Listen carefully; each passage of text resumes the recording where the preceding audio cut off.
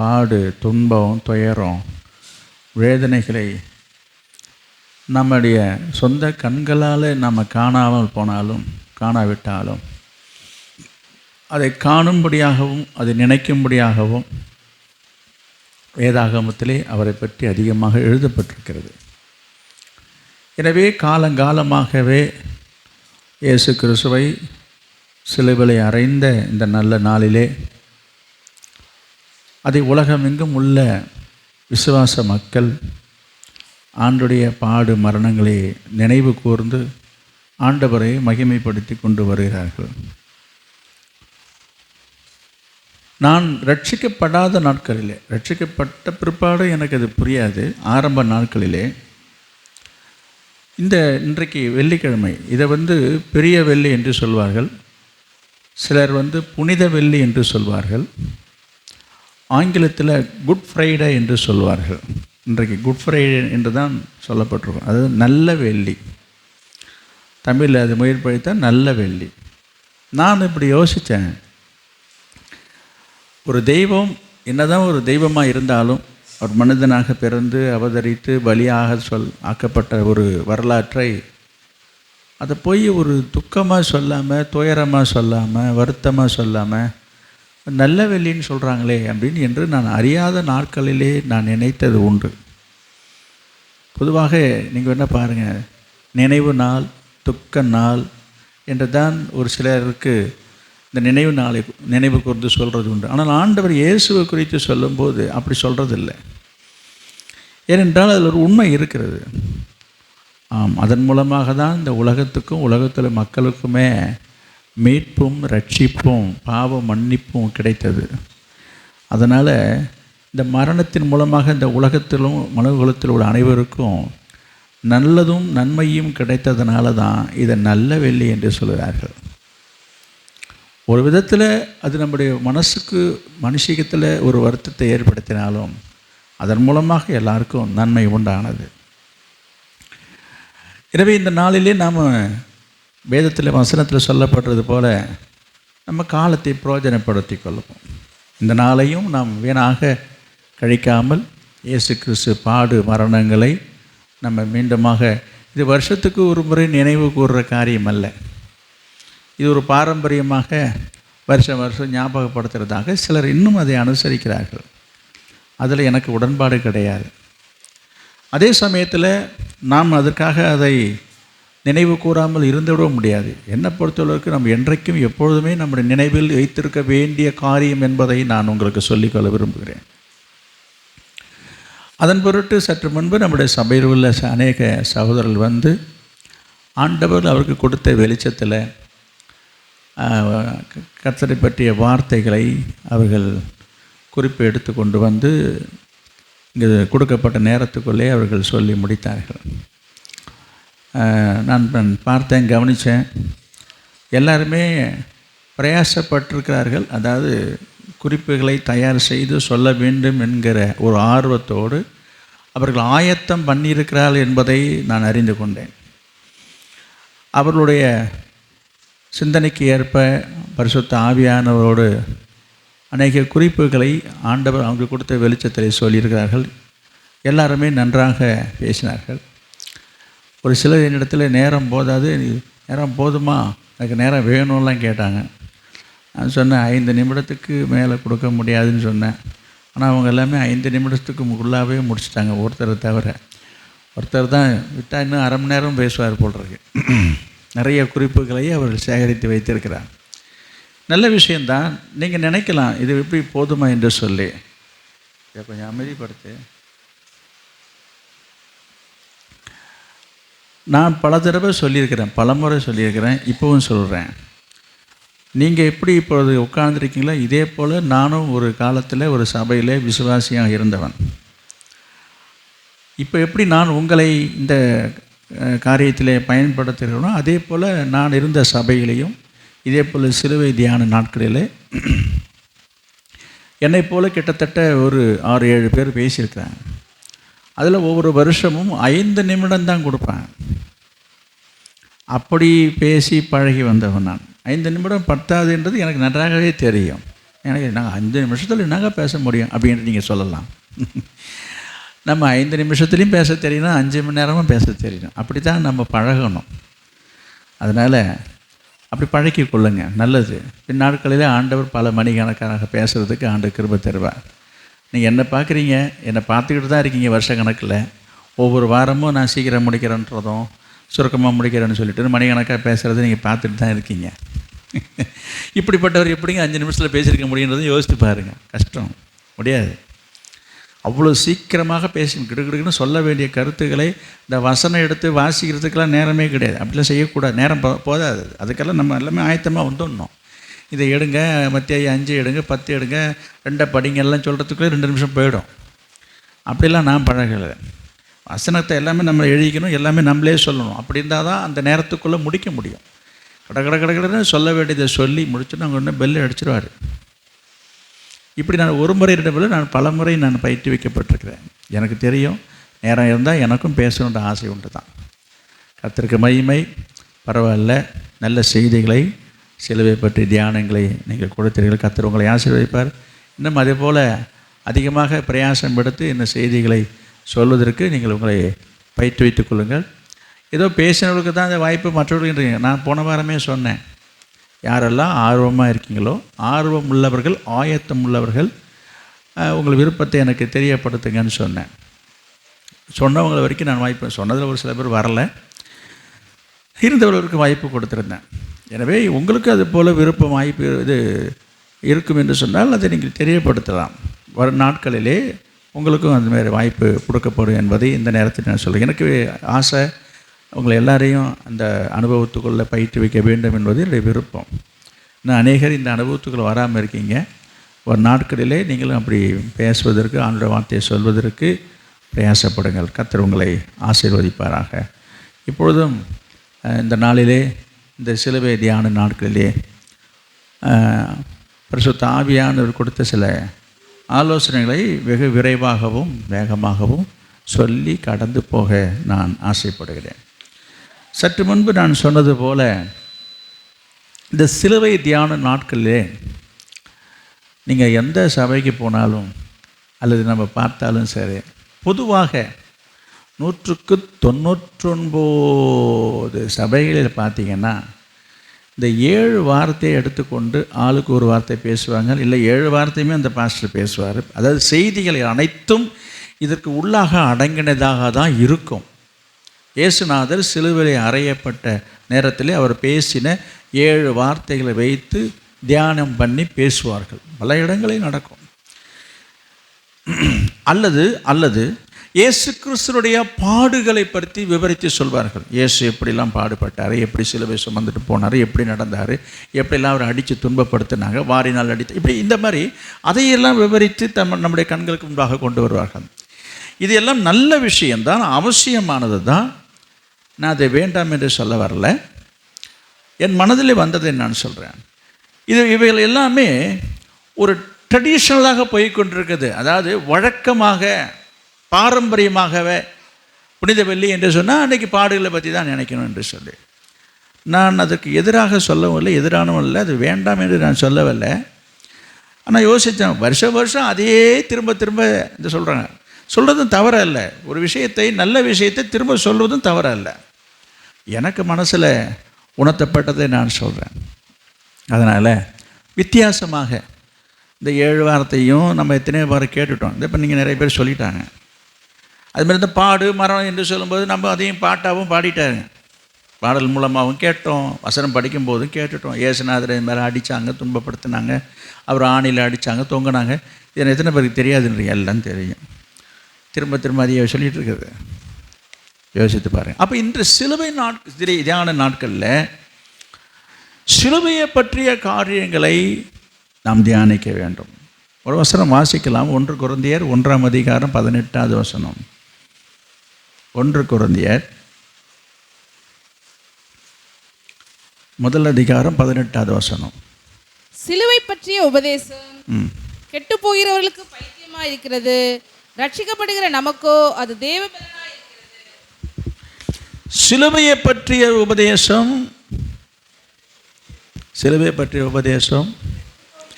கெட்டு போகிறவங்களுக்கு அது பைத்தியமாக இருக்கும். புரியுதுங்களா? அப்போ சிலுவையை பற்றிய உபதேசத்தை நான் இன்றைக்கு உங்களுக்கு சொல்ல வந்திருக்கிறேன். நல்லா யோசித்து பாருங்க. இந்த உபதேசம் கெட்டு போகிறவங்களுக்கு பைத்தியமாக தான் இருக்கும். அங்கே எழுதுறாரு, ரட்சிக்கப்படுகிற நமக்கோ அது தேவ பலனாக இருக்கதான். அப்போ இந்த நாட்களில் மட்டும் இல்லை, எந்த நாட்களிலும் நான் சொல்கிறேன், எந்த நாட்களிலும் நம்ம எப்படிப்பட்ட உபதேசத்தை கேட்க வேண்டும் என்று சொன்னால் சிலுவையை பற்றிய உபதேசம். சரி, இந்த சிலுவையை பற்றிய உபதேசம் என்று சொன்ன உடனே எல்லாருக்கும் நினைவில் வருவது எல்லாமே இயேசுநாதர் சுமந்து சென்ற சிலுவையும் இயேசுநாதர் தொங்கி மரித்த அந்த சிலுவை தான் நிறைய பேருக்கு ஞாபகத்துக்கு வரும். ஓ, அதை தான் சொல்கிறாங்க என்று சொல்லி நான் சொல்கிறேன், அதையும் தான் சொல்கிறாங்கன்னு தான் நான் சொல்ல முடியும். அதை மாத்திரமல்ல, அதை மட்டுமல்ல, அதையும் தான் சொல்கிறாங்க. அதை விட அதை பார்க்கிலும் மேலான ஒரு காரியம் இருக்கிறது. அதை பார்க்கிலும் மேலான ஒரு காரியம் இருக்கிறது. என்னது?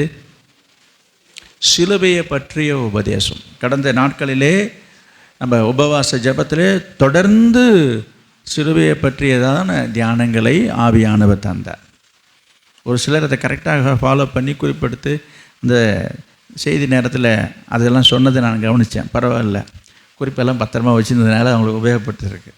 ஸ்தோத்திரம், கர்த்தருக்கு மகிமை. நல்லது. எனவே இது எல்லாவற்றையும் சேர்ந்து ஒரு என்ன சொல்கிறது, ஒரு கதம்பம் போல் இன்றைக்கு இந்த சிலுவையை பற்றிய காரியத்தை, அதனுடைய அவசியத்தை நான் உங்களுக்கு சொல்ல விரும்புகிறேன்.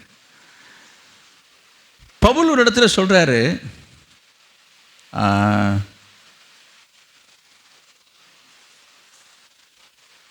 கலாத்தியர் 6:14 படிங்க. கலாத்தியர் 6:14. நானும் நம்முடைய கர்த்தராகிய இயேசு கிறிஸ்துவின் சிலுவையை குறித்தே அல்லாமல் வேறொன்றையும் குறித்து மேன்மை பாராட்டாது இருப்பேனாக. அதை குறித்து அவர் பெருமை பாராட்டுறேன்னு சொல்றாரு பவுல். முன்னாடி நாங்கள் வாசித்தோம். இப்போ சிலுவையை பற்றிய உபதேசம் ரட்சிக்கப்படுற நமக்கு தேவ பலனாக இருக்கிறது. அப்போ நமக்கு தேவை. இந்த நாட்கள் நான் உங்களுக்கு சொல்கிறேன், சிலுவையை பற்றிய உபதேசம் நமக்கு தேவை. இங்கே பவுல் சொல்கிறாரு, நான் எதை குறித்து பெருமை பாராட்டுறேன். ஒரு சிலர் இன்றைக்கி நிறைய காரியங்களை குறித்து பெருமை பாராட்டுறாங்க. எதை குறித்து? வசதியை குறித்து, பணத்தை குறித்து, பெரிய பதவியில் இருப்பதை குறித்து பெருமை பாராட்டுறாங்க. யாராவது அவங்க சொந்த உறவினர்கள் யாராவது ஒரு பெரிய பதவியில் இருந்தாலும் சரி, ஒரு கட்சியில் பதவியாக இருந்தாலும் சரி, என்ன ஆட்சியிலே ஒரு பங்கேற்ற பெரிய அதிகாரியாக இருந்தாலும் சரி, அதை குறித்து சொல்லிக் கொள்வதில் ஒரு பெருமை இருக்கிறது. அல்லது அதிகமான உயர்ந்த ஒரு உயர் படிப்பு படித்தவர்கள் என்னுடைய குடும்பத்தில் எங்கள் யாராவது ஒரு உறவு முறையை சொல்லி, என்னது, என்னுடைய அண்ணன் பையன் மகன் டாக்டர் படிச்சிருக்காரு, எம்பிபிஎஸ் டாக்டர் படிச்சுட்டு இங்கே ஒர்க் பண்ணுறாரு. இந்த மாதிரி பதவிகளை குறித்து, வசதிகளை குறித்து, பெரிய பதவியில் யாராவது சிலர் இருப்பாங்க. மினிஸ்டர் இருக்காருல்ல, அவர் யார் தெரியுமா? எனக்கு 1 விட்டு சித்தப்பா, 2 விட்டுவான் பெரியப்பா, இந்த மாதிரிலாம் சொல்லி பெருமைப்பட்டுக்கிறாங்கன்னு சொல்ல வரேன். இந்த மாதிரி சில உறவுகளை, சில அதிகாரத்தில் உள்ளவர்களை சொல்லிக்கொள்வதில் ஒரு பெருமை இருக்கிறதை பார்க்கிறோம். ஆனால் இங்கே பவுல் சொல்லுகிறார், அவர் எதில் பெருமை பாராட்டுறாராம் அதை யோசித்து பாருங்க. நான் கர்த்தராகிய இயேசு கிறிஸ்துவின் சிலுவையை குறித்தே அல்லாமல் வேறு ஒன்றை குறித்தும் நான் பெருமை பாராட்ட மாட்டேன், மேன்மை பாராட்ட மாட்டேன்றாரு. நீங்கள் யோசித்து பாருங்கள், இதில் என்னங்க பெருமை பாராட்டுறதுக்கு என்ன இருக்குன்றது நீங்கள் யோசிக்க வேண்டியது. அப்போ முதல்ல அவர் சொல்கிறாரு, சிலுவை பற்றிய உபதேசம் நமக்கு பலன் உள்ளதாக இருக்குன்றார். அப்போ நமக்கு பிரயோஜனம் உள்ளதுன்றாரு. ஆனால் மொத்தத்தில் நீங்கள் பாருங்கள், சிலுவை என்று சொல்லும் பொழுதே உங்களுக்கு கண்ணுக்கு முன்பாக வருவது இயேசுநாதர் பட்ட பாடு, துன்பம், கஷ்டம், நிந்தை, அவமானம். ஒரு சுருக்கமாக சொல்லும் போது நம்ம கண்ணுக்கு முன்பாக முடிஞ்சு போச்சுங்க. இதில் ஒன்றும் பெருமை பாராட்டுறதுக்கு ஒன்றுமே இல்லையே, இது ஒன்றும் பிரோஜனமாக இருக்கிறதா தெரியலையே என்று தான் நிறைய பேர் நினைக்கிறார்கள். ஒரு விதத்தில் பார்க்கும்போது அப்படித்தான் நமக்கு தோன்றும், அப்படித்தான் நினைக்க தோன்றும். நான் உங்களுக்கு சொல்கிறேன், சிலுவை என்பது இயேசுநாதர் வாழ்ந்த காலத்தில் இயேசு அந்த சிலுவையிலே அறையும் படுகிற வரையிலும் அது ஒரு அவமானத்தின் சின்னமாகத்தான் கருதப்பட்டது.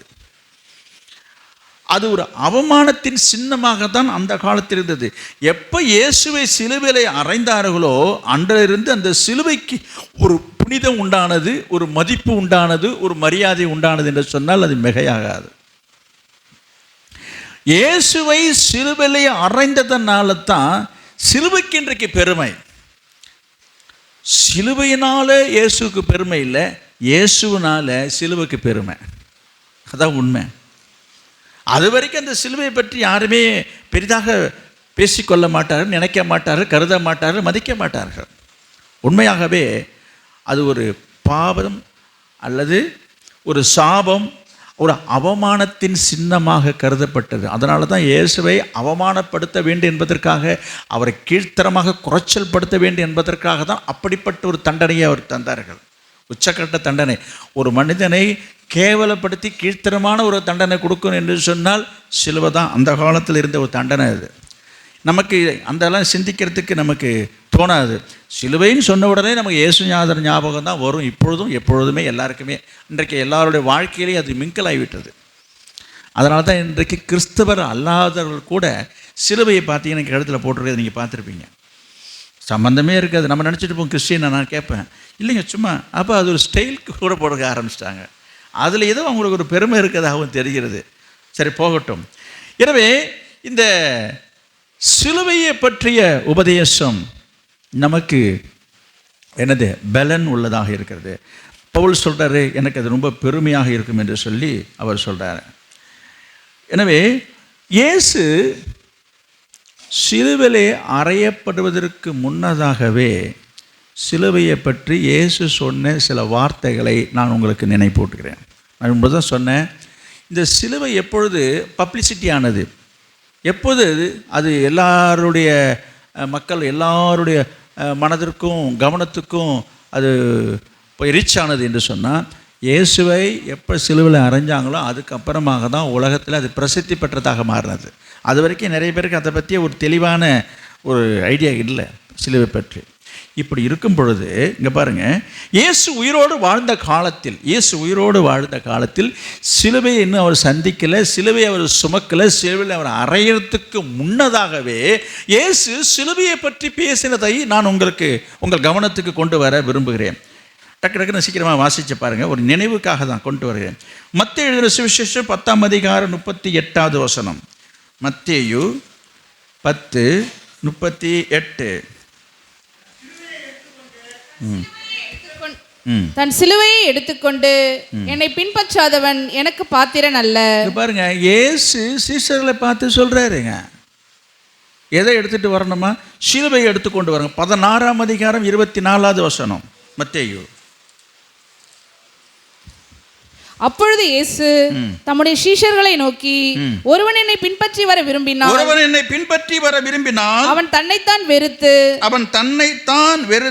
தன் சிலுவையை எடுத்துக்கொண்டு என்னை பின்பற்ற கடவன். மார்க்கு 8:34. பின்பு அவர் ஜனங்களையும் தம்முடைய சீஷர்களையும் தம்மிடத்தில் அழைத்து, ஒருவனின் பின்னே வர விரும்பினால் அவன் தன்னைத்தான் வெறுத்து தன் சிலுவையை எடுத்துக்கொண்டு என்னை பின்பற்ற கடவன். நீங்க நினைக்கிறாங்க திரும்ப திரும்ப அதே வசனத்தை வெவ்வேறு இடத்துல வாசிச்சுட்டு இருக்குன்னு யோசிப்பீங்க. சில இடத்துல சில வார்த்தைகள் அங்கே இல்லாதது இருக்கிறதை நீங்கள் கவனிக்க வேண்டும். என்ன சொல்ல வருகிறேன்? அவர் ஜனங்களையும் தம்முடைய சீஷர்களையும் சொல்லப்பட்டிருக்குது. ஒரு சில இடத்துல சீஷர்களை பார்த்து சொன்னதாகவே தான் வாசிக்கிறோம். இதை வாசிக்கும் போது நீங்கள் என்ன நினைப்பாங்க? அது சீஷருக்கு சொன்னது தானே, அது நமக்கு என்னங்க இது? அப்போ இருந்தபோது அவங்களோட இருந்தது அவங்கள்ட்ட சொன்னாங்க. நோ, இங்கே பாருங்கள், அவர் ஜனங்களையும் இருக்கு. அப்போ ஜனத்தை பார்த்தையும் சொல்கிறாரு, சீஷர்களுக்கும் தான் சொல்கிறார். அப்போ எல்லாருக்கும் சொல்லப்பட்ட வார்த்தை என்னது?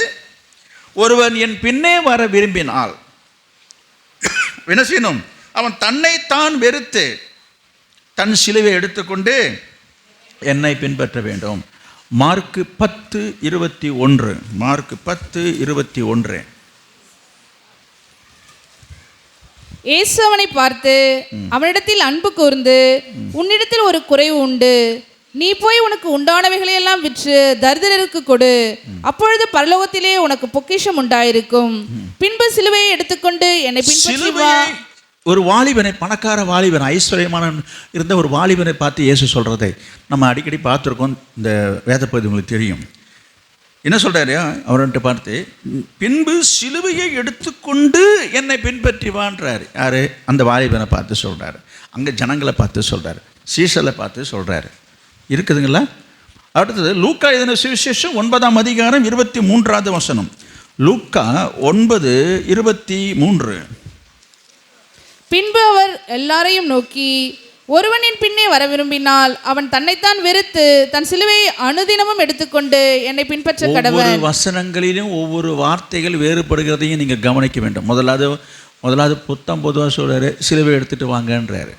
அப்புறம் சில வசனத்தில் பார்க்கும்போது தன் சிலுவை எடுத்துகிட்டு வாங்கன்னு சொல்கிறார். 2 இங்கே நான் பார்க்குறோம். இங்கே என்ன பார்க்குறோம்? முன்ன வாசிச்சதில் இல்லாதது இங்கே ஒன்று இருக்குது பாருங்கள். தன் சிலுவையை அனுதினமும் எடுத்துக்கொண்டு வரணும், எடுத்துக்கொண்டு என்னை பின்பற்ற வேண்டும் என்று யாரை பார்த்து சொல்கிறாரு? 23ல் பின்பு அவர் எல்லாரையும் பார்த்து, இங்கே உட்காந்துருக்கிற எல்லாரையும் பார்த்து. நல்லா கவனிங்க. 14ஆம் அதிகாரம் 27வது வசனம். லூக்கா 14:27. தன் சிலுவையை சுமந்து கொண்டு எனக்கு பின் செல்லாதவன் எனக்கு சீஷனாய் இருக்க மாட்டான். இவ்வளோ வசனங்கள் இருக்குதுங்க. போதும், இதோட நான் நிறுத்திக்கிறேன். என்ன சொல்கிறார் ஆண்டவர்? பாருங்க, இன்னும் அவர் சிலுவைக்கு போகலை, சிலுவை அவர் சுமக்கலை, அவர் சிலுவையில் அறையவும் இல்லை. இன்னும் அந்த அனுபவத்துக்கு போகிறதுக்கு முன்னதாகவே இயேசுநாதர் சிலுவையை பற்றி பேசியிருக்கிறாருன்றதான் நான் உங்கள் கவனத்துக்கு கொண்டு வரேன். நீங்கள் இந்த வேத பகுதியை பல தடவை படிச்சிருப்போம், பல தடவை நம்ம இந்த வசனம் தெரியும். நல்லா யோசிச்சு நானும் அதை யோசித்து பார்த்தேன். இது நானும் பல தடவை படிச்சிருக்கிறேன். அப்போ தான் நினச்சி பார்த்தேன், சிலுவைன்ற காரியங்கள் இயேசுவை சிலுவையில் அரைஞ்சதுக்கு அப்புறமா தான் அதுக்கு ஒரு முக்கியத்துவமே கிடைக்கப்பட்டது. அப்படி இருக்கும் பொழுது இன்னும் இயேசுநாதர் நல்லா நடமாடிட்டு இருக்கிறாரு, ஊழியம் செஞ்சிட்டு இருக்கிறாரு, லட்சக்கணக்கான ஜனங்களுக்கு மத்தியில் அவர் அற்புதங்களை செஞ்சிட்டு இருக்கிறாரு. இப்படிப்பட்ட ஒரு சூழ்நிலையில் அவர் திரும்ப திரும்ப திரும்ப திரும்ப அவர் சொல்லுகிறதை தான் இந்த இத்தனை வசனங்கள் மூலமாக அவங்க கவனத்துக்கு நான் கொண்டு வந்தேன். அவர் சொன்ன வார்த்தையை நாம் பார்க்குறோம். என்னை பின்பற்றி வரணும்னு சொன்னால் என்ன செய்யணும்? சிலுவை எடுத்துகிட்டு வரணும் ஃபஸ்ட்டு சொல்கிறாரு. அப்புறம் சொல்கிறாரு, என்னை பின்பற்றி வரணும்னா தன் சிலுவைன்ற. அப்போ ஒவ்வொருத்தருக்கும் ஒரு சிலுவை உண்டு என்பதை அங்கே சொல்ல வர்றாரு. அப்புறம் சொல்கிறாரு, இன்னும் கொஞ்சம் அழுத்தமாக அனுதினமும் எடுத்துகிட்டு வரணும்னு சொல்கிறாரு. அப்புறம் பார்க்குறோம், நான் இதை இவங்க என் கூட இருக்கிற இந்த 10-12 பேரை தான் பார்த்து சொல்கிறதாக நீங்கள் நினச்சிடாதீங்க. எல்லாரையும் பார்த்து சொல்கிறதாக பார்க்குறோம், ஜனங்களை பார்த்துன்னு சொல்கிறோம். அப்புறம் எல்லாருன்ற எழுதியிருக்குது. ஒருத்தன் பணக்கார வாலிபம் வரான், அவன்கிட்டையும் சொல்கிறாரு. நான் என்ன சொல்ல வரேன் இப்போ அடுத்தது, இப்படி சொன்னார. இப்போ நான் உங்களை பார்த்து ஒரு கேள்வி கேட்குறேன். இத்தனை தடவை சொல்லியிருக்காரு. மத்தேயு, மார்க்கு, லூக்காலாம் எழுதியிருக்கிறாங்க. வெவ்வேறு சம்பவத்தில் வெவ்வேறு இடத்துல அவர் திரும்ப திரும்ப சொன்னதாக தெரியுது. ஒரு தடவை சொன்னதாக நமக்கு தெரியல. நீங்கள் பாருங்கள், வசனம் ஒன்றாக நீங்கள் நினைக்கலாம், வெவ்வேறு இடங்கள் நினைக்காதீங்க. வெவ்வேறு சிச்சுவேஷனில் திரும்ப திரும்ப ஆண்டவர் சொல்லியிருக்கிறார் என்பதை நான் திரும்ப உங்கள் மனசில் பதிய வைக்க விரும்புகிறேன். இப்படி சொல்லி ஆண்டவர் சொல்கிறாரு, சிலுவை எடுத்துக்கொண்டு வான்னு சொல்கிறாரு, தினமும் எடுத்துகிட்டு வான்றாரு, உங்கள் சிலுவைன்றாரு. இப்போ என்ன கேட்க வரேன்னா, யாராவது ஒருத்தர் சிலுவையை எடுத்துக்கொண்டு வந்தாங்களா? சொல்லுங்கள், பதில் இருக்கு என்ன? ஒன்று பதில். நீங்கள் கொஞ்சம் யோசிச்சு பாருங்க. இப்போ இயேசு சொன்னதாக இங்கே எழுதியிருக்குதுங்க. நான் சொல்கிறேன், இந்த ஜனமாக இருக்கட்டும், இந்த சீசனாக இருக்கட்டும், அந்த பணக்கார வாலிபனாக இருக்கட்டும், யாராவது ஒரே ஒரு நபர் சிலுவை எடுத்துகிட்டு வந்தாங்க? நீங்கள் தான் பதில் சொல்லணும். எடுத்துகிட்டு வந்தாங்களா? என்னங்க இப்போ அவர் சொன்ன வார்த்தைக்கு என்னங்க மரியாதை இருக்குது? இல்லை தானே? கொஞ்சம் யோசித்து பாருங்கள். இல்லை, இன்னொரு வேடிக்கை என்ன தெரியுங்களா? இயேசுநாதர் உண்மையாகவே சிலுவையை சுமந்துக்கிட்டு போகிறாரு, சுமக்க முடியாமல் சுமந்துட்டு போகிறாரு. அந்த நேரத்தில் கூட ஒரு கைத்தாங்கலாக போய், ஊர் ஜனங்க கிடக்கட்டும், மக்கள் கிடக்கட்டும், எல்லோரும் போனாங்களாம் போட்டுங்க, இந்த கூடவே இருந்து உண்டு உறங்கி சாப்பிட்டு அற்புதங்களை பார்த்தாங்களே. இந்த 12 பேரில் தான் ஒருத்தன் போயிட்டான், துரோகி, அதை விடுங்க, நீ 11 பேர் இருக்கிறாங்களே. ஒரே ஒரு ஆளாவது போய் இந்த இயேசுநாதர் இப்படி தூக்கிட்டு போகிறாரே கஷ்டப்பட்டுக்கிட்டுன்னு சொல்லி சும்மா ஒரு கை தாங்கலாம். முன்னால் தோலில் வச்சுருக்குது, பின்னாலேயாவது பிடிச்சிட்டு போனாங்களா? கொஞ்சம் சிந்திச்சு பார்க்கணும் நீங்கள் அதை. இல்லை, என்ன ஆச்சரியமாக இருக்குது இதில். நான் இதிலெல்லாம் யோசித்து பார்த்தேன், என்ன கொடுமையாக இருக்குது. கூடவே இருந்தாங்க, அற்புதத்தை பார்க்குறாங்க, ஆண்டவரேன்றாங்க, அப்படின்றாங்க, இப்படின்றாங்க. இந்த மாதிரி ஒரு கஷ்டப்படும் போது இப்படி பார்த்துட்டு இருக்கிறாங்களே. இயேசுநாதர் சொல்லும் பொழுதும் சிலுவையை சுமக்கலை. நீங்கள் சொல்லுங்கள். இப்போ இயேசுநாதர் சொன்னார, அப்போவே என்ன பண்ணியிருந்துருக்கணும்? 6 அடி நீட்டு 3 அடி குறுக்கில் என்ன பண்ணியிருக்கணும்? ஒரு மரத்தை செஞ்சு. நான் சும்மா வேடிக்கைக்கு சொல்கிறேன். ஏசுநாதர் சொல்லிட்டாருன்னு ஓடி போய் என்ன பண்ணியிருந்துருக்கணும்? போய் யாராவது தச்சன்ட்ட போய் இது மாதிரி ஏசு சொல்லிட்டாருப்பா, என் கூட வரதா அந்த சிலுவை தான் எடுத்துகிட்டு வரணுட்டாரு, நீ சும்மா ஒரு 4 அடி நீட்டு உயரத்துக்கும் ஒரு 2 அடியில் ஒரு சின்னதாக ஒன்று செஞ்சு கொடுப்பா என்று சொல்லி ஆள் கொண்டு தோளில் ஒன்று தூக்கிட்டு போயிட்டே இருக்கலாமே. நான் சும்மா வேடிக்கைக்காக பேசுகிறேன். செய்தாங்களா? இல்லையே. அந்த சிலுவையும் செய்யலை, இந்த சிலுவையும் செய்யலை. நான் உங்களுக்கு சொல்கிறேன், ஆண்டவர் அங்கே சொன்ன அந்த சிலுவையின்ற வார்த்தையினுடைய அர்த்தம் என்ன என்று சொன்னால், எழுத்து பிரகாரமாக நீங்கள் நினைக்கிறது போல மரத்தால் செய்யப்பட்ட சிலுவை அல்ல. நமக்கு எப்பொழுதுமே சிலுவை என்று சொன்னால் நெடுக்க ஒன்று குறுக்க ஒன்று, அதான சிலுவைன்றோம். நான் சொல்கிறேன் உண்டு தான்.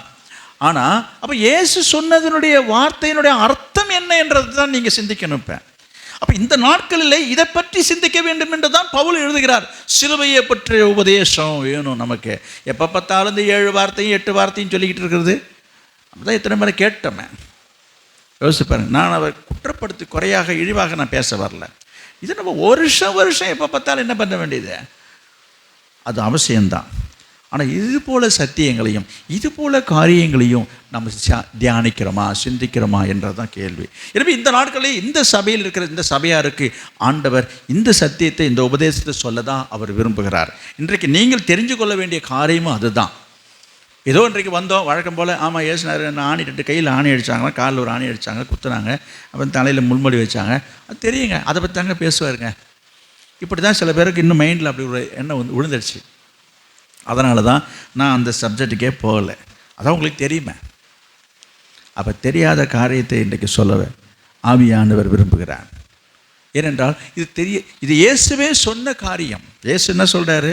ஒருவன் என்னை பின்பற்றி வர விரும்பினால்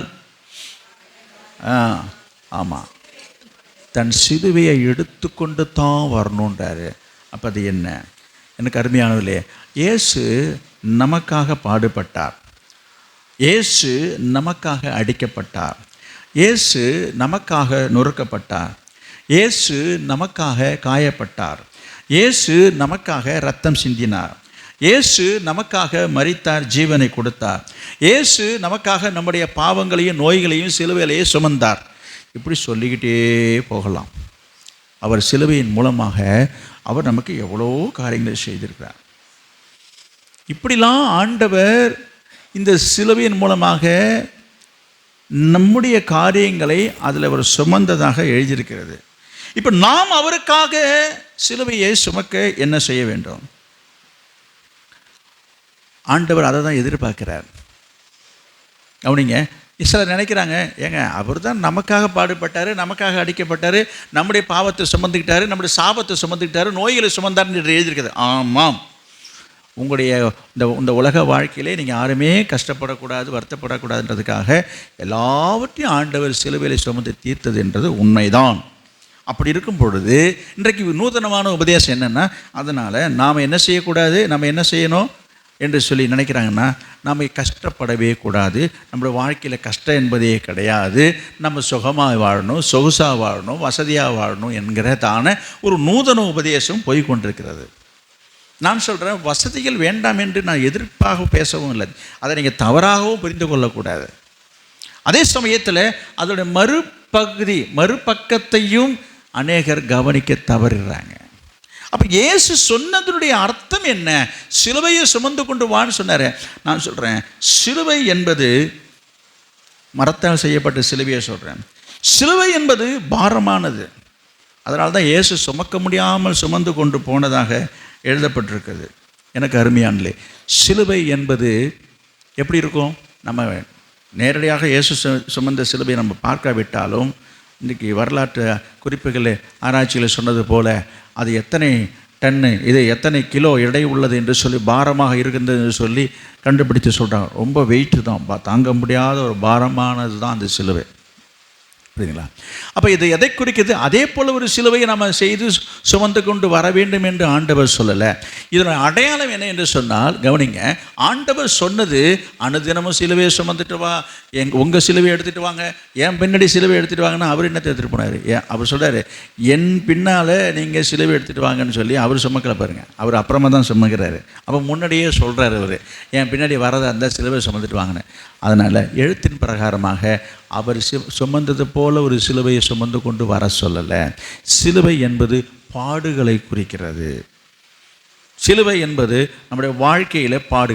அதான் நாங்கள் தான் பாடுறோமே, அதை தான் பாடுபட்டு இருக்கிறோமே. ஐயோ, வாழ்க்கையில் படாத பாடு போட்டுட்ருக்குறோங்க.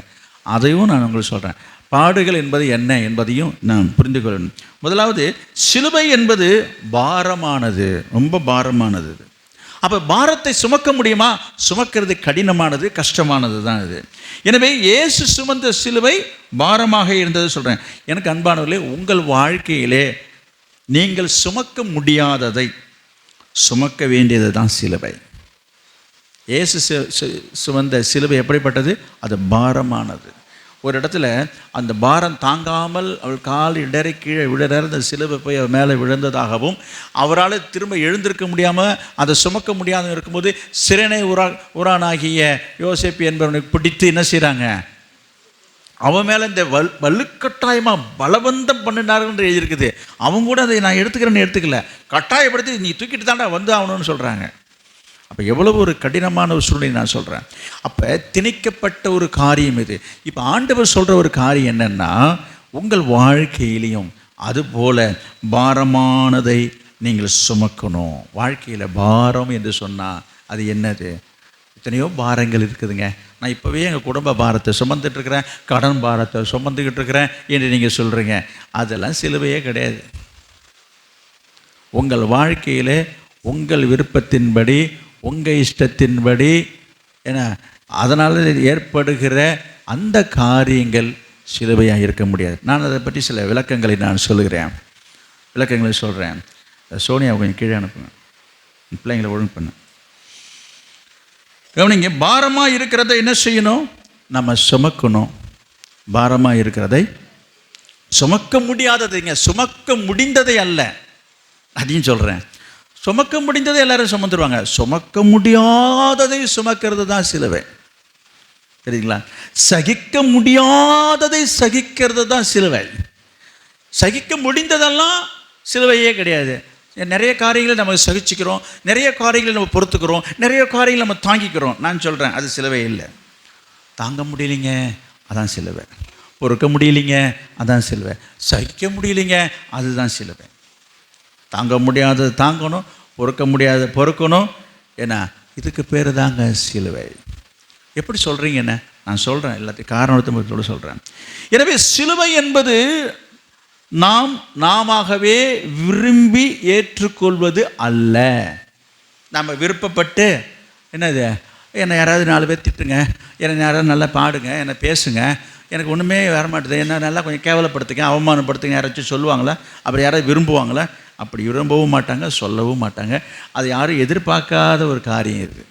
அப்படி தானே உண்மை, அதுதானே உண்மை. எல்லாருமே தன்னை புகழணும், பாராட்டணும், நம்மள்கிட்ட அன்பாக இருக்கணும், பாசமாக இருக்கணும், ஆசையாக இருக்கணும் என்று தான் எல்லாரும் விரும்புகிறாங்க. தன்னை குறித்து நல்லவன் என்று சொல்லணும் என்று தான் எல்லாரும் விரும்புகிறாங்க. யாராவது இப்படி ஒரு எண்ணத்தோடு செயல்படுறது உண்டா?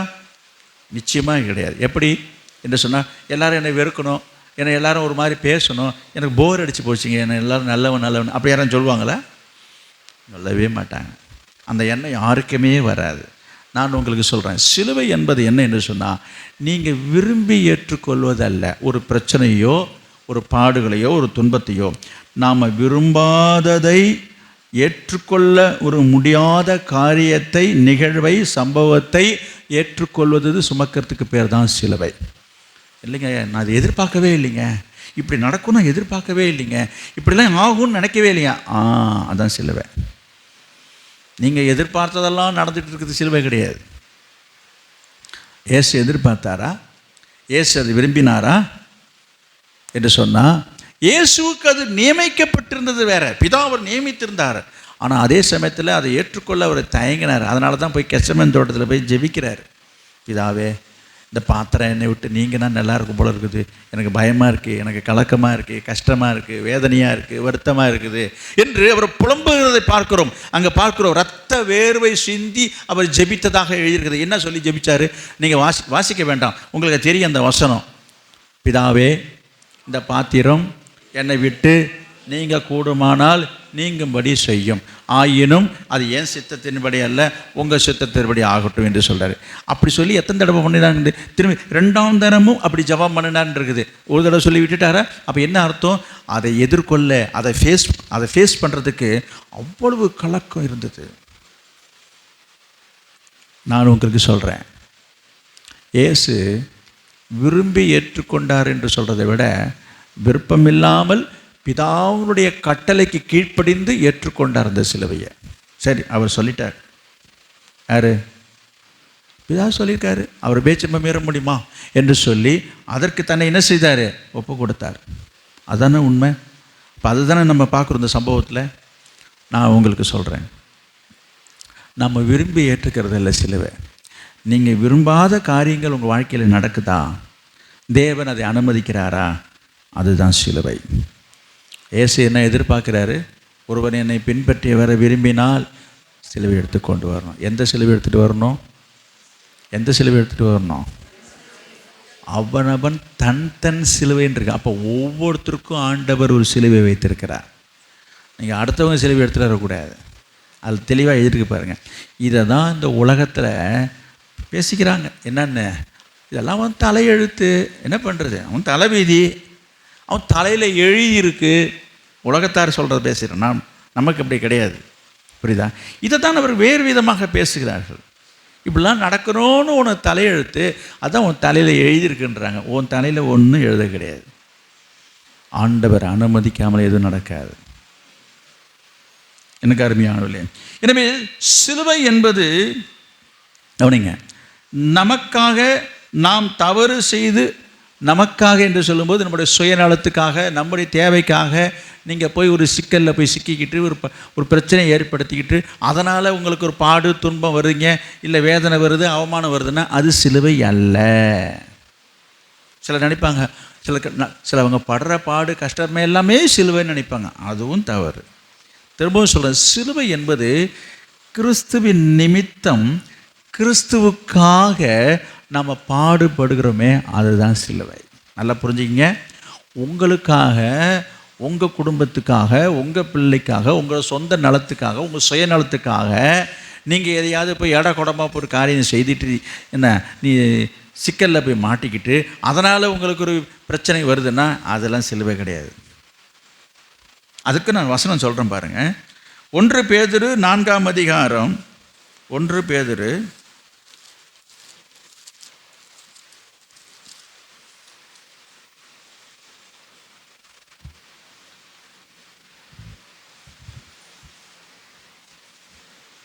2ஆம் அதிகாரம், 1 பேதுரு 2ஆம் அதிகாரம் 19வது வசனம்.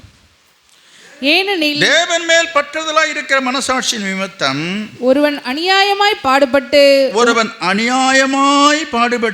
உபத்திரவங்களை பொறுமையாய் சகித்தால் அதுவே பிரதியாய் இருக்கும். கவனிங்க, ஆண்டவர் மீது உள்ள விசுவாசத்தினால, அவர் மேல உள்ள பக்தியினால, அவர் மேல உள்ள ஒரு பற்றுதல்னால உங்களுக்கு ஒரு பிரச்சனை வருதா? உங்களை எல்லாரும் பேசுகிறாங்களா, அவமானப்படுத்துகிறாங்களா, அசிங்கப்படுத்துகிறாங்களா, கேவலப்படுத்துகிறாங்களா? அங்கே இருக்கு பாருங்க. ஒருவன் அநியாயமாய் பாடுபட்டு உபத்திரவங்களை பொறுமையாக சகித்தால் அதுவே பிரதியாயிருக்கும். நீங்கள் குற்றம் செய்து அடிக்கப்படும் போது, நீங்கள் குற்றம் செய்து, தவறு செய்து, பாவம் செய்து அடிக்கப்படும் பொழுது பொறுமையோடு சகித்தால் அதனால் என்ன கீர்த்தி உண்டு?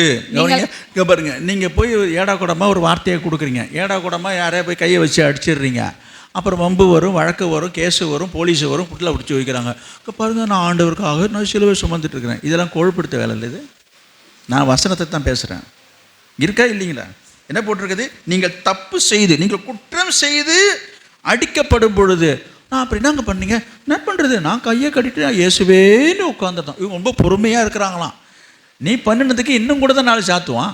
இதில் நீ பொறுமையாக இருக்கிறது இல்லை, என்ன பிரயோஜனம்? No use. பாருங்க, நீங்கள் பொறுமையோடு சகித்தால் அதனால் என்ன கீர்த்தி உண்டு? நீங்கள் நன்மை செய்து, நீங்கள் நல்லது செய்து பாடுபடும் போது, அதனால உங்களுக்கு ஒரு கஷ்டம் பாடுபடும் வரும்பொழுது பொறுமையோட சகித்தால் அதை நீங்க பொறுமையா சகிக்கணும். அதுவே தேவனுக்கு முன்பாக பிரீதியா இருக்கும். பாத்தீங்களா? இன்னைக்கு நிறைய பேருக்கு அதுங்க தான் இல்லை. நிறைய பேர் என்ன சொல்றாங்க, இங்க பாருங்க, நான் தப்பு செய்திருந்தா கூட பரவாயில்லைங்க, நான் தாங்கி போயிடுவாங்க. என் மேலே தப்பு இருந்ததுன்னு வச்சுங்களேன், நீங்கள் என்ன சொன்னாலும் நாங்கள் சகிச்சுட்டு போயிருப்போங்க. என் மேலே ஒரு தப்பும் கிடையாது, நான் ஒரு பாவத்தையும் அறிய, நான் எதுவுமே செய்ய கிடையாது, நான் எல்லாருக்கும் நல்லதை செய்தேன். இந்த மாதிரி அநியாயமாக நாக்கில் நரம்பு இல்லாமல் இப்படி பேசுகிறாங்க, எனக்கு மனசு ரொம்ப கஷ்டமாக இருக்குங்க. அப்படி சொல்கிறவங்க நீங்கள் பார்த்துருக்கீங்களா? இந்த வசனத்துக்கு நான் விளக்கம் கொடுக்குறேன். அதனால தாங்க எனக்கு தாங்கலை. அடுத்தது சொல்கிறாங்க, அதனால் இதை என்னால் பொறுத்திட்டு இருக்க முடியாது. என் மேலே தப்பு இருந்ததுன்னா நான் வாயை மூடிட்டு கம்முன்னு போயிடுவேன். என் மேலே தவறு இல்லை, அதனால் நான் இது விடுற மாதிரி கிடையாது, நான் விட முடியாது. அதை 1-2 பார்த்தே ஆகணும். நீயா நானான்னு எப்படி என்ன அவங்க பேசலாம்? எப்படி என் மேலே இல்லாத பொய்யாக அவங்க பேசலாம்? எப்படி என் மேலே அவங்க பழி சுமத்தலாம்? எப்படி என்ன அவங்க அசிங்கப்படுத்தலாம்? நான் விடவே மாட்டேங்க, விடவே மாட்டேன். இதை நான் 4 பேர் வச்சு எனக்கு கேட்காம விடவே மாட்டான். அப்படிலாம் நிற்கிறாங்க. இங்கே என்ன வசனம் போட்டிருக்குது? 2 காரியம் சொல்லியிருக்குது. தவறு செய்யும்பொழுது, உன் மேலே ஒரு தப்பு இருக்கும் பொழுது அதை நீ பொறுமையோடு தாங்கி போகிறது ஒன்றும் பெரிய விஷயம் இல்லை. ஏன்னா நீ இன்னும் பொறுமையாக இல்லாமல் இன்னும் பேசினாக்க இன்னும் விழும் அடி. ஏன்னா தப்பு உங்கள் மேலே இருக்குது. அப்போ நீ வாயை பொத்திட்டு போகிறது தான் புத்திசாலித்தனம். ஆனால் ஆண்டவர் சொல்கிறாரு, அதை விட நீ தப்பே செய்யாமல் இருக்கிற, உன் மேலே அள்ளி போட்டு பேசுகிறாங்க, அபத்தமாக பேசுகிறாங்க, அநியாயமாக பேசுகிறாங்க, அக்கிரமமாக பேசுகிறாங்க, உன்னை அசிங்கப்படுத்துகிறாங்க, கேவலப்படுத்துகிறாங்க. அப்போ என்ன செய்யணும்? ஒரு 10 பேரை எடுத்துக்கிட்டேன், என்ன கத்தி சவுக்காட்டெல்லாம் எடுத்துக்கிட்டேன், உடனே போயிடணும். இந்த நியாயத்தை நீங்கள் தான் ஏன் வந்து கேட்கணுன்ட்டு. ஐயோ, ஆண்டவர் நமக்கு கொடுக்குற ஆலோசனை பாருங்கள். என்ன படிக்கணும்? என்ன போட்டிருக்கு? அதை சகிக்கணும். நான் இப்போ அதுதான் சொல்ல வந்தேன். என்னது? சிலுவை என்பது நாம் ஒரு தப்பு செய்து அதை பொறுத்து தாங்கி போகிறது அல்ல. நாம் தவறே செய்யாமல், நம்ம மேலே எந்த ஒரு தப்பும் இல்லாமல், நம்ம மேலே ஒரு பழியை சுமத்துறாங்களா, நம்மளை அவமானப்படுத்துகிறாங்களா, அசிங்கப்படுத்துகிறாங்களா, உங்களை நிந்திக்கிறாங்களா, உங்களை கேவலப்படுத்துகிறாங்களா, அது என்னது? அதுக்கு பேர் தான் சிலுவை. இந்த சிலுவையை தான் எடுத்துகிட்டு வர சொல்லி தான் அப்போவே இயேசு சொன்னார். அதை புரியாமல் தான் எல்லோரும் என்ன செய்கிறாங்க, 2க்கு 3, 4க்கு 3, 5க்கு 3ன்னு என்னது மரத்தில் இருக்கிற சிலுவையை சொல்கிறேன். இவங்க சைஸு பார்த்துட்டு உட்காந்துக்கிறாங்க. எந்த சிலுவை எடுத்துகிட்டு போகலாம், நம்ம கொஞ்சம் வெயிட் தூக்குற மாதிரி பார்த்து செஞ்சு கொடுங்க, எனக்கு ஒரு 10 கிலோவில் செஞ்சு கொடுங்க. நோ, அதை சொல்லலை. இந்த சிலுவையை தான் எடுத்துகிட்டு வர. அப்போ ஒவ்வொரு மனிதனுக்கும், ஒவ்வொரு விசுவாசிக்கும் ஆண்டவர் ஒவ்வொரு சிலுவையை அவர் வைத்திருக்கிறார். உன் வாழ்க்கையில் அந்த பாதையின் வழியாக, அந்த வழியாக வரும் பொழுது அதை எடுத்துக்கொண்டு தான் வரணுன்னு இருக்கார். அப்போ உனக்குன்னு நியமிக்கப்பட்டிருக்கிற அந்த பாடு உபத்திரவங்கள், அது என்ன பாடு உபத்திரவம்னா, திரும்பவும் சொல்கிறேன், கிறிஸ்துவின் நிமித்தம், இயேசுவுக்காக நீங்கள் பாடு, இயேசுவுக்காக அவமானம், இயேசுவுக்காக நீங்கள் நிந்தையை சகிக்கக்கூடியவளாக இருக்க வேண்டும் என்று தான் திரும்ப திரும்ப சொல்கிறேன். நீங்கள் போய் தேவையில்லாமல் வாய்க்குழப்பாக 4 பேர்கிட்ட பேசிவிட்டு அதுக்கு இது நீங்கள் தேவையில்லாமல் அவசியம் இல்லாமல் போய் என்ன பண்ணுறது, கையை நீட்டி 4 பேரை அடிச்சுவிட்டு அப்புறம் வாங்கி கட்டிட்டு நான் சிலுவை சுமக்கலாம் சொல்லக்கூடாது. இன்றைக்கி வாய்க்குழப்பாக பேசிவிட்டு நிறைய வாங்கி கட்டிக்கிறாங்க. இன்னும் சில பேர் என்ன பண்ணுறாங்க, துணிச்சலாக தைரியமாக அடாவடியாக ரவுடித்தனமாக போய் கை நீட்டி அடித்தடியில் போய் இறக்குறாங்க. விசுவாசிகளை தான் நான் பேசிகிட்டு இருக்கிறேன். பேசிட்டு திரும்பி அங்கேருந்து அப்புறம் அதுக்கு பலன் என்ன கிடைக்குன்றது உங்களுக்கு தெரியும். அப்புறம் உட்காந்துக்கிட்டு நான் சிலுவையை சுமக்கிறேன்னு சொல்ல முடியும்? இல்லை. திரும்பவும் சொல்கிறேன், கிறிஸ்துவுக்காக, கிறிஸ்துவின், அது நாங்கள் கிறிஸ்துவுக்காக என்ன என்று சொன்னால், நம்ம ஆண்டவர் இயேசுவை ஏற்றுக்கொண்டு அவரை பின்பற்றி அவருடைய பிள்ளைகளாக இருப்பதனால நம்ம என்ன செய்கிறாங்க, இப்போ எல்லோரும் உலகம் நம்மளை என்ன செய்யுது, பைபிள் ஆண்டவரே சொல்கிறாரு, உலகம் உங்களை பகைக்கும், ஏனென்றால் அது என்னை பகைத்ததுனால உங்களையும் பகைக்கும், உங்களை பரியாசம் பண்ணும், உங்களை கிண்டல் பண்ணும், உங்களை கேலி பண்ணும், உங்களை மதிக்காது, உங்களை அவமதிக்கும், உங்களை ஒதுக்கி தள்ளும், உங்களை புறக்கணிக்கும். இது எல்லாத்தையும் நீ என்ன செஞ்சுட்டு இருக்கணும், இதெல்லாம் சகிச்சுக்கிட்டு வான்றார். முடியலையே. திரும்பவும் சொல்கிறேன், கிறிஸ்துவுக்காக நம்ம தாங்கி போகணும். பிச்சை மாதிரிலாம் ஏன் தாங்கி போகணும், ஏன் சகிச்சு போகணும்னா, இயேசுவுக்காக நம்ம சகிக்கணும். இது என்னது? இயேசு சொல்கிறாரு, இதுதான் சிலுவைன்றாரு. ஏன் அப்படி சொல்கிறாரு? நம்ம இதெல்லாம் நம்ம ஆசைப்படுற விஷயமா இது விரும்புகிற விஷயமா யாராவது விரும்பி ஏற்றுக்கொள்கிற காரியமாக இருக்குமா அப்போ நம்ம விரும்பாதது, நமக்கு நம்ம வேண்டாத ஒரு காரியத்தை நம்ம சுமந்து கொண்டு வருவது தான் சிலுவை. இந்த சிலுவையை தான் ஆண்டவர் சுமந்து கொண்டு வரணும்னு சொல்கிறாரு. இந்த சிலுவையை சுமக்கிறதுனால தான் நமக்கு என்ன உண்டாகும்னு சொல்கிறாரு. என்ன உண்டாகும்னு சொல்கிறாரு, எப்படி வரணும்னு சொல்கிறாரு. ஆமாம், பாருங்கள், படிங்க தொடர்ந்து. இதற்காக நீங்கள் அழைக்கப்பட்டும் இருக்கிறீர்கள், ஏனெனில் கிறிஸ்துவும் உங்களுக்காக பாடுபட்டு நீங்கள் தம்முடைய அடிச்சுவடுகளை தொடர்ந்து வரும்படி உங்களுக்கு மாதிரியை பின் வைத்து போனார். அப்போ ஆண்டவர் இந்த சிலுவையை சுமந்து நமக்கு ஒரு மாதிரி வச்சுட்டு போயிட்டார். இங்கே பாருப்பா, நான் எவ்வளோ கஷ்டப்பட்டு சுமக்கிறேன், இது எவ்வளோ பாரமாக இருக்குது, இதே போல தான் வாழ்க்கையில் பாரங்கள் இருக்கும், கஷ்டங்கள் இருக்கும், நீ சுமந்துக்கிட்டு வா. அந்த சிலுவையை சொல்லலை. அப்போ இயேசு சிலுவையை சுமக்கிறதுக்கு முன்பதாகவே நீ சிலுவையை எடுத்துக்கொண்டு வான்னு சொன்னதுடைய அர்த்தம் என்னன்றது புரிஞ்சுக்கிறீங்களா? அப்போ நம்ம வாழ்க்கையில் ஆண்டவருக்காக வாழும்போது, ஆண்டவரை பின்பற்றும் போது நமக்கு பாடு, துன்பம், நிந்தை, அவமானம் இவையெல்லாம் வரும். இதை சொல்லும்போது நினைப்பாங்க, என்னங்க இது வாழ்க்கை, இது ஏசுநாதர்கிட்ட வந்தால் இப்படி இல்லாமல் இருக்கும் என்று சொல்லி நீங்கள் நினைக்க தோன்றும். இங்கே வர வசனத்தை பாருங்கள். 1 பேதுரு 4:13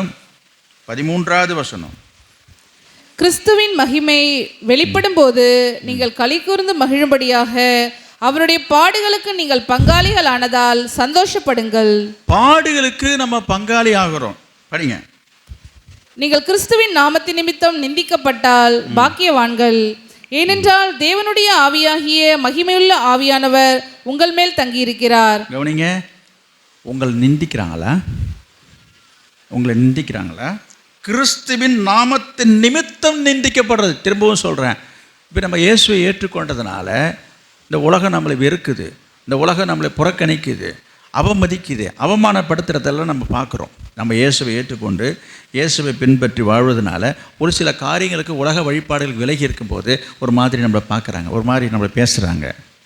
ஏதாவது ஒன்று நடந்ததுனாக்க நம்மளை நிந்திக்கிறாங்க. நிந்திக்கிறதுனா என்ன? எல்லாம் ஒன்றால் தான், நீ இந்த மாதிரிலாம் போனதுனால தான், இந்த மாதிரிலாம் இருக்கிறதுனால தான். நான் எங்கேயோ யாரோ சொன்னதே எனக்கு ஞாபகத்துக்கு வரல, நீ இயேசுநாதர்கிட்ட போனதுனால தான் உனக்கு எல்லாமே இப்படி நடக்குதுன்றாங்களாம். இதுதான் நிந்தை. உன் வீட்டில் ஒரு காரியம் நடக்காததை சுற்றி உள்ளவங்க என்ன செய்கிறாங்க, இதில் தான் அப்படியே கூறு செய்கிறாங்க. நீ இயேசுக்கிட்ட போனேல்ல, அதனால தான் இது நடக்குது. இதை கேட்டதும் நம்ம விசுவாசி அப்படியே ஆடி போகுது. என்ன அப்படி பேசுகிறாங்க? கொஞ்சமாவது யோசிக்கணுங்க. உலகம் அப்படி தான் சொல்லும். இதுக்கு என்னது, என்ன இப்படிலாம் சொல்கிறாங்களே, ஆமாம், அப்புறம் என்ன சொல்கிறீங்க உங்களை? அப்போ இந்த நிந்தை, இதுதான் நிந்தைன்றது. அப்போ என்ன, உன்னால தான், உன் மூலமாக தான் ஏதாவது நடக்காத ஒரு காரியம் நடந்ததுன்னா எல்லாம் உன்னால தாங்க வந்ததுன்னு சொல்லும்போது நம்ம மனசு எவ்வளோ வேதனைப்படுது யோசிச்சு பாருங்கள். இது போல் நான் நிறைய நிந்தைகளை அனுபவிச்சுட்டு வரேன். இப்போ இப்போல்லாம் நான் இந்த வசனத்தை தியானிக்கும் போது நினைக்கிறேன், கர்த்தர் என்னை இந்த அனுபவத்தில் இந்த பாதையில் நடத்திட்டு இருக்கிறார். முதல்ல இது எனக்கு கஷ்டமாக தான் தெரிஞ்சுது, இல்லைன்னு நான் சொல்லலை. படிங்க அடுத்த வசனம். அவர்களாலே தூஷிக்கப்படுகிறார், உங்களாலே மகிமைப்படுகிறார். ஆதலால் உங்களில் ஒருவனும் கொலைபாதகனாயாவது, இங்க பாருங்க, கொலைபாதகனாவது, திருடனாயாவது, பொல்லாங்கு செய்தவனாயாவது, அந்நிய காரியங்களில் தலையிட்டு கொண்டவனாயாவது, பாடுபடுகிறவனாய் இருக்கக்கூடாது. இந்த மாதிரி காரியங்களை போய் ஏடா கோடமா போய் எதை செய்துவிட்டு நான் ரொம்ப பாடுபடுறதெல்லாம் சொல்லிக்காதீங்கன்னு நான் தெளிவாக எழுதுறாரு பாருங்க. இன்றைக்கி நிறைய பேர் அப்படி தான் போய் சிக்கிக்கிறாங்க. செய்யக்கூடாது செய்துவிட்டு, தப்பு பண்ணிவிட்டு நான் பாடுபடுறேன்னா பட்டு தானே ஆகணும். அந்த பாடுகள்லாம் சிலுவை கிடையாது. அப்புறம் எது? ஒருவன் கிறிஸ்துவனாய் இருப்பதினால் பாடுபட்டால் வெட்கப்படாமல் இருந்து அதிநிமித்தம் தேவனை மகிமைப்படுத்த கடவன். அப்ப இயேசுவின் நிமித்தம் நீங்க பாடுபடுறதா என்ன அர்த்தம்? இயேசுவை ஏற்றுக்கொண்டதுனால இந்த உலகம் உங்களை கிண்டல் பண்ணுது, கேலி பண்ணுதுன்னு சொன்னோம் இல்லையா? நீங்கள் சில வழிபாடுகளுக்கு விலகி இருக்கும்போது நம்மள ஒரு மாதிரி பேசுகிறாங்க, உங்களை ஒதுக்கி வைக்கிறாங்க. கிறிஸ்தவனாக இருப்பதனால தான். இங்கே பாருங்கள், நான் இயேசுவை ஏற்றுக்கொண்டதுனால எல்லாரும் இப்படி பண்ணுறாங்க, என் வீட்டு விசேஷத்துக்கு யாருமே வரமாட்டுறாங்க, நான் இதை மாதிரி செய்தால் வரமாட்டுறாங்க, கலந்துக்க மாட்டாங்க, என்னை ஒதுக்குறாங்க. இப்படிலாம் நிறைய காரியங்கள் நீங்கள் சந்திக்கிறீங்க தானே. இன்றைக்கி நான் சர்ச்சுக்கு வந்ததுனால, நான் வரமாட்டேன்னு சொன்னதுனால என்னை எல்லாரும் வெறுக்கிறாங்க. ஆமாம், நீ கிறிஸ்தவனாக இருப்பதனால பாடுபட்டினா நீ சந்தோஷப்படு. அப்போ கிறிஸ்துவின் நிமித்தம் வருகிற பாடுகள் தான் என்னது சிலுவை என்று நான் சொல்ல வருகிறேன். நான் ஒரு சம்பவம் என் வாழ்க்கையில் நடந்ததை நான் ஏற்கனவே பல தடவை சொல்லியிருக்கிறேன். நான் இந்த வசனத்தை தியானிக்கும் போது எனக்கு அந்த ஞாபகம் வந்தது. ஏனென்றால் அந்த அனுபவத்தை நான் சந்திக்கும் பொழுது அதுக்கு உண்மையாகவே அதை சந்திக்கிற அவங்களுக்கு தானே தெரியும், அந்த வேதனையும் அந்த வலியும் அந்த வருத்தமும். ஆனால் இந்த வசனத்தை நான் பார்க்கும்போது ஆண்டவர் எனக்கு ஒரு பாக்கியத்தை கொடுத்தார் என்று நினைக்கிறேன். 2003ஆம் ஆண்டு நான் ஊழியம் செய்து கொண்டிருக்கும் பொழுது நடந்த ஒரு காரியத்தில் சம்பவத்தை நான் சொல்லியிருக்கிறேன். ஒரு வட்டத்தூர் கிராமத்தில் ஒரு விசுவாசி வீட்டுக்கு நான் விசாரிக்க நான் சென்றிருந்தேன். ஜெபம் பண்ணுவதற்காக ஒரு விசுவாசி வீட்டுக்கு நான் போயிருக்கிறேன். அவனிங்க வேறு எதுக்கும் போயிடல. நான் போய் கைப்பருத்தி கொடுக்கல, மைக்கு வச்சு ஹார்ன் வச்சு நான் பேச கிடையாது. ஒரு வீட்டுக்குள்ளே போய் உட்காந்து நான் பேசிகிட்டு இருக்கிறேன். தேவையில்லாமல் 2 பேர் வந்தாங்க, தகராறு பண்ணாங்க. அப்பொழுது நான் உள்ளே தான் இருந்தேன்.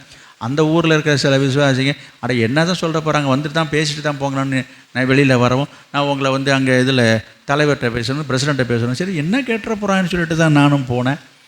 சரி அந்த சம்பவத்தை ஏற்கனவே நான் உங்கள்கிட்ட சொல்லியிருக்கிறேன். தேவையில்லாமல் என்னை கொண்டு போய் வைத்து சரியாக மணி 7-7:30 இருக்கும் மாலை, இரவு மணி 12-12:30 வரைக்கும் நான் நிற்கிறேன். அந்த ஊரில் ஒரு பொதுவான இடத்துல, அது ஒரு கோயில் இடம், அது எல்லாம் ஒரு பஞ்சாயத்துக்கு ஒரு இடம் போடும், நிறைய பெரிய கிரவுண்டில் ஒரு பெரிய கூட்டம் நிற்குது. என்னை தாறுமாறாக பேசுகிறாங்க, அடிக்க வந்தாங்க. எல்லாத்துக்கும் பொறுமையாக இருந்தேன். அதை விட தாண்டி ஒரு காரியம் சொல்கிறேன் பாருங்கள். இப்படி நேரம் கடந்து போகுது, என்னை வந்து விசாரிக்கவும் இல்லை, விசாரித்து என்னை அனுப்பவும் மாட்டுறாங்க. நான் அப்போ தான் கேட்டேன், என்ன விசாரிக்கிறேன் நீங்கள் கேட்கணும், நீங்கள் இவ்வளோ கேட்டு இதை பேசி முடித்தா என்னையான்னா, அப்போ அவங்களுக்கு நான் ஒரு வேடிக்கை பொருளாகிட்டேன். இப்படி நேரம் கடந்து போகும்போது அதில் ஒருத்தன் சொன்ன இப்போ சும்மா விட்டால் இதாக ஆகிட்டு இங்கே போலீஸில் கம்ப்ளைண்ட் பண்ணி, போலீஸ் 2 போலீஸ் அங்கேருந்து ஸ்டேஷனில் வருது. என்னமோ நான் பெரிய ஒரு ஆள் மாரி அங்கேருந்து வந்து எங்களை திரும்பி வண்டியில் ஸ்டேஷனுக்கு அழைச்சிட்டு போகிறாங்க. நான் பார்த்தேன் நம்ம ஒருத்தன், நம்ம மேலே ஒரு தவறும் கிடையாது.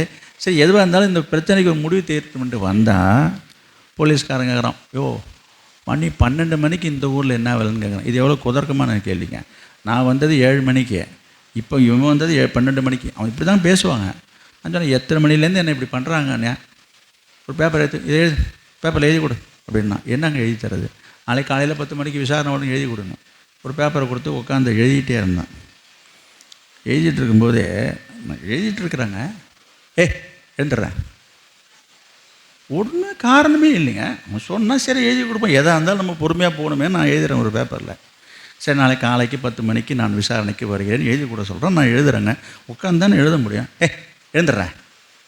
நான் ஒயிட் அண்ட் ஒயிட்டில் போயிருக்கிறேன், என் கூட ஒரு பிரதர் வந்திருக்கிறாரு. நான் என்ன ஒரு கேடியா ரவுடியா என்ன திருடிட்டேன்னா யோசிச்சு பாருங்க. அப்படியே நான் விக்கி போய் நிற்கிறேன். சரி முடிஞ்சது. அடுத்தது அப்புறம் எழுதி முடிச்சிட்டேன். சரி வீட்டுக்கு மணி 1 வீட்டுக்கு போ அப்படின்னா, வண்டி சாவி வாங்கி டேபிள் வச்சுருக்காரு. வண்டி நடந்து போட, நடந்து போன்னு தான் சொன்னேன், என்னவா போட நடந்து போட, சோழதரத்துலேருந்து நடந்து வரணுமா. எதுக்கு சொல்கிறேன், அந்த அவமானம் நிந்தைக்கு சொல்ல வந்திருக்கேன் நான் இதெல்லாம் நான் வெளில இது வரைக்கும் சொன்னதில்லை. ஏன் தெரியுமா, அதுதான் நிந்தைன்றது, அதுதான் அவமானம் நான் சொல்ல வரேன். இதெல்லாம் வெளில சொன்ன அசிங்கன்னு. ஆனால் இந்த வசனத்தை படிக்கும்போது தான் நான் நினச்சிக்கிட்டேன், ஓஹோ கிறிஸ்துவின் நிமித்தம் வருகிற அந்த வசனத்துக்கு நான் வரேன். புரியுதுங்களா? அப்போ ஆண்டவர் எனக்கு ஒரு பாக்கியத்தை கொடுத்துருக்காருன்னு நினைக்கும் போது மனசுக்கு ஒரு ஆறுதலாக இருக்குது. மிட் நைட்டு 1 மணி 1:30 மணிக்கு ஐயோ கர்த்தர் கிருபை, சென்னை வந்தது. நான் ஏறி வந்து வீட்டுக்கு வந்து சேர்ந்தேன். நான் என்ன சொல்ல வரேன், இது நடந்த சம்பவம். இப்போ சமீபத்தில் இங்கே உள்ள லோக்கல் டிஎஸ்பி ஒவ்வொரு வருஷமும் யார் வந்தாலும் மரியாதை நிமித்தமாக போய் புது வருஷத்தில் ஒரு காலண்டர் வாக்குத்தத்தம் கொடுக்கறது என்னுடைய வழக்கம். இங்கே உள்ள சேர்மேனில் இருந்தும் பேங்க் ஆஃபீஸராக இருக்கட்டும், இல்லை வேறு பஞ்சாயத்தில் இருக்கிற அதிகாரிகளாக இருந்தாலும் இது ஒவ்வொரு வருஷமும் ஆரம்பத்துலேருந்து நான் செஞ்சிட்ருக்கிறேன். அதன்படி இப்போ ஒரு டிஎஸ்பி புதுசாக வந்திருக்கிறேன். நான் அவரை போய் சந்திக்க முடியும், நான் ட்ரை பண்ணி பார்க்க முடியாமல் ஒரு நாள் போய் சந்தித்தேன். என்ன விஷயம்னாரு, நான் இது மாதிரி இங்கே எடுத்துட்டு வரேங்கிறேன், ஒன்றும் இல்லைங்க ஒரு மரியாதை நிமித்தம் வந்து பார்க்குறேன்னே. அது சொன்ன வார்த்தைக்கு சொல்கிறேன். பேசினேன், நான் கொண்டு போய் வசனம்லாம் பார்த்துட்டு, எங்கே இருக்கீங்க இந்த மாதிரி இந்த இடத்துலண்ணே, நீங்கள் சொல்லியிருந்தால் நானே வந்திருப்பேனே. இது என்ன இது, நான் அவ்வளோ பெரிய ஆளா? அவர் ஏன் அப்படி சொன்னால், இத்தனைக்கும் ஒரு இந்து தான், அவர் ஒன்றும் கிறிஸ்டின்னு கிடையாது. நான் போய் சாதாரணமாக மரியாதை நிமித்தமாக போய் பார்த்து எல்லாம் கொடுத்து அன்பாக செய்தது. அவர் மனசில் அவர் ஒரு எண்ணங்களை நான் சொல்ல வரேன். இப்போ அதை நான் வந்து ஒரு பெருமையாக அங்கே சொல்லிக்க வரல. நான் இது எல்லாத்தையும் ஃப்ளாஷ்பேக் ஓடுது. ஒரு நேரம் ஸ்டேஷனில், இப்போ சொல்கிறது புரிஞ்சுங்களா உங்களுக்கு? ஒரு நேரம் நான் எப்படி அது என்ன ஃபேஸ் பண்ணேன், எதை சந்தித்தேன், இன்றைக்கி இப்போ அந்த அளவுக்கு நான் பெரிய அன்னைக்கு இருந்தேன்னா அதே தான் இன்றைக்கும் இருக்கிறேன். இப்போ ஒன்றும் இல்லை, சபை வளர்ந்துருக்கு, விசுவாசி வளர்ந்துருக்குறாங்க. இப்போ ஒரு வேறு இடத்துலேருந்து ஒரு கட்டடத்தில் வந்திருக்கோமே தவிர வேறு ஒன்றும் செரிசாக சொல்லிக்கிறது ஒன்றும் இல்லை. ஆனால் என்ன சொல்ல வருகிறேன், ஆண்டோடைய வசனத்தை நான் நினைத்து பார்க்குறேன். எந்த இடத்துல நம்மளை தலை குனிய வச்சாங்களோ அந்த இடத்துல கர்த்தர் என்ன செய்கிறாரு, அதுக்கு சொல்ல வந்தேன். அப்போ அந்த பாடு, அந்த நிந்தை, அந்த அவமானம், இதெல்லாம் நான் வெளியில் சொன்னால் என்ன செய்வாங்க யோசிச்சு பாருங்க. இப்போ எங்கள் வீட்டாராக இருக்கட்டும், எங்கள் சொந்தக்காரங்களாம் இருக்கிறாங்க. இப்போ இப்படிலாம் நடக்குதா, இப்படி இல்லாமல் போய் ஊழியம் செய்யணுன்னுவாங்க. ஏன்னா அவங்க அந்த அளவுக்கு பலப்படலை. எங்கள் அப்பா உயிரோடு இருக்கும்போது நடந்த சம்பவம் அது. இப்போ சொல்லும்போது என்னை என்கரேஜ் பண்ணுவாங்க. நீங்கள் நினைக்கிறீங்க இது உனக்கு தேவையா, படிச்சுட்டு பேசாமல் ஏதாவது ஒரு வேலையை பார்த்துட்டு போகாமல் இந்த மாதிரி ஊழியம் இழந்து உனக்கு ஏசுநாதர் பிடிக்குன்னா நீ பாட்டு ஒரு சபைக்கு போ, ஞாயிற்றுக்கிழமை போய் ஆராதனை பண்ணிட்டு போயிட்டே இருக்க வேண்டியதானே. இது தேவையில்லாத போய் நீ சபை வச்சு நடத்திட்டு போய் எவன்ட்டுலாம் நீ பேச்சு வாங்கிடுற, இதெல்லாம் உனக்கு தேவையா அப்படின்னு சொல்லுவாங்க. இப்போ சொல்கிறவங்களாம் இப்போ இல்லை. அதனால தான் அது வரைக்கும் நான் சொல்லவே இல்லை. இப்போ உங்கள்கிட்ட நான் சொல்ல காரணம் என்ன அப்படின்னு சொன்னீங்கன்னா, இப்போ இந்த வசனத்தை நான் வாசிக்கும் போது நினச்சேன், கிறிஸ்துவின் நிமித்தம் வருகிற நிந்தை ஒரு காரணமும் கிடையாது, எந்த ஒரு நியாயமான காரணம் கிடையாது. நான் ஏதாவது வம்பு பண்ணணுன்னா நான் எதுக்கு உங்களுக்கு சொல்ல வரேன்னா, உங்கள் வாழ்க்கையில் நீங்கள் இயேசுக்காக பாடு துன்பத்தை நீங்கள் சந்திக்கிறீங்கன்னு சொன்னால் அது என்னவா, அது பாக்கியமா. எபிரேயர் 11ஆம் அதிகாரத்தில் ஒரு வசனத்தை நான் காட்டுறேன் பாருங்கள். எபிரேயர் 11ஆம் அதிகாரம் 25வது வசனம். அநித்தியமான பாவ சந்தோஷங்களை அனுபவிப்பதை பார்க்கிலும் தேவனுடைய ஜனங்களோட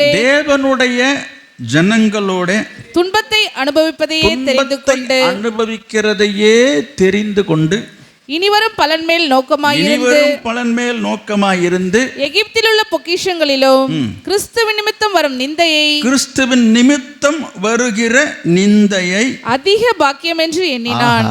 இந்த வசனம் எனக்கு ரொம்ப அப்படியே அமிர்தம் போல இருக்குதுங்க. இது யாரு? மோசேயை பற்றி எழுதியிருக்கிறது. மோசே ஒரு பார்வோன் அரண்மனையில் ஒரு ராஜா வீட்டு குடும்பத்தில் வளர்ந்தவன். அவன் இருந்திருந்தானாக்கா அந்த நாட்டுக்கே அவர் தான் ராஜா.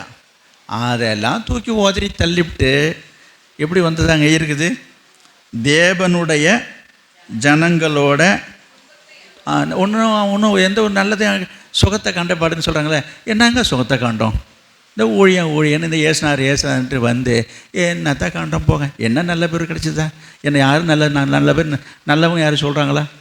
இப்போ உங்களுக்கும் சொல்கிறேன், என்னையும் சேர்த்து தான் சொல்கிறேன். யாருங்க மெச்சிக்கிறான் பாருங்க, இப்படிலாம் ஊழியம் செய்கிறேன்னு மெச்சிக்கிறாங்க, இல்லை உங்களை தான் மெச்சிக்கிறாங்களா இல்லையா? அப்படி தானே நீங்கள் நினைக்கிறீங்க, அப்படி தானே ஊர் பேசுது. உங்களை யார் உங்களை பாராட்டுறாங்க? இப்போ போயது பேர் போய் சேர்ந்துருக்கு பேர். நம்மளை குறித்து இழிவாக, அற்பமாக, கேவலமாக தான் இந்த உலகம் பார்க்குது. ஏனென்றால் அது சத்தியம் தெரியல. சிலுவையை பற்றிய உபதேசம் கெட்டு போகிறதுக்கு போய் இப்போ நம்ம இந்த பேசிகிட்டு இருக்கிற இந்த சத்தியம் இது என்னது, இது ஒரு உபதேசம், இது ஒரு பிரசங்கம் பண்ணிகிட்ருக்காரு. பரவாயில்ல, அப்போ எல்லாத்தையும் பேச்சு வாங்கிட்டு பாட்டு வாங்கிட்டு கிடக்கணுமா? நல்லா பிரசங்கம் பண்ணுறாருப்பா, இதுக்காக நாங்கள் வந்தோம். நான் சொல்கிறேன், இதுதான் சிலுவையை பற்றிய உபதேசம். இந்த உபதேசத்தை இன்றைக்கு அநேக இடங்களில் சொல்கிறதும் இல்லை, கேட்குறதும் கிடையாது. இன்றைக்கு செழிப்பின் உபதேசம் வளர்ந்துட்டுருக்கு. நான் கேட்குறேன், இப்போ இது என்னது, அப்போ இந்த வசனத்துக்கு என்ன அர்த்தம் விளக்குன்னு நான் கேட்குறேன். அங்கே பேதுரு எழுதுறாரு, இங்கே எழுதுறாரு, இப்படி இருக்கணும், இப்படி வாழணும்னு சொல்கிறாரு. இந்த மாதிரிலாம் சொல்லாததுனால, இப்படிப்பட்ட உபதேசத்தையும் சத்தியத்தை கேட்காதனால தான் மொட்டுன்றதுக்கெல்லாம் முடுக்கிட்டு போகிறது காரணமே அதுதான். இன்றைக்கி குடும்பத்துலேயும் சரி, சபையிலையும் சரி, தொட்டா சினிங்கின்ற மாதிரி என்ன பண்ணுறது, சும்மா தொட்டா போதுங்க புசுக்குன்னு முடிக்குதுங்க, மூஞ்சை தூக்கி வச்சுக்குது, மூஞ்சை தொங்க போட்டுக்கிறது, என்ன மூஞ்சை இழுத்து வச்சு, நான் இனிமேல் சபைக்கு வரமாட்டேன், அதெல்லாம் இது இனிமேல் அந்த சபையெல்லாம் வர மாரி இல்லை, சபைக்கும் வரமாட்டேன், இந்த ஏசானரை வணங்கணும் வரைக்கும் போதும்ப்பா. என்ன காரணம் என்ன? ஏன் இந்த எண்ணம் வருது நமக்குள்ளே?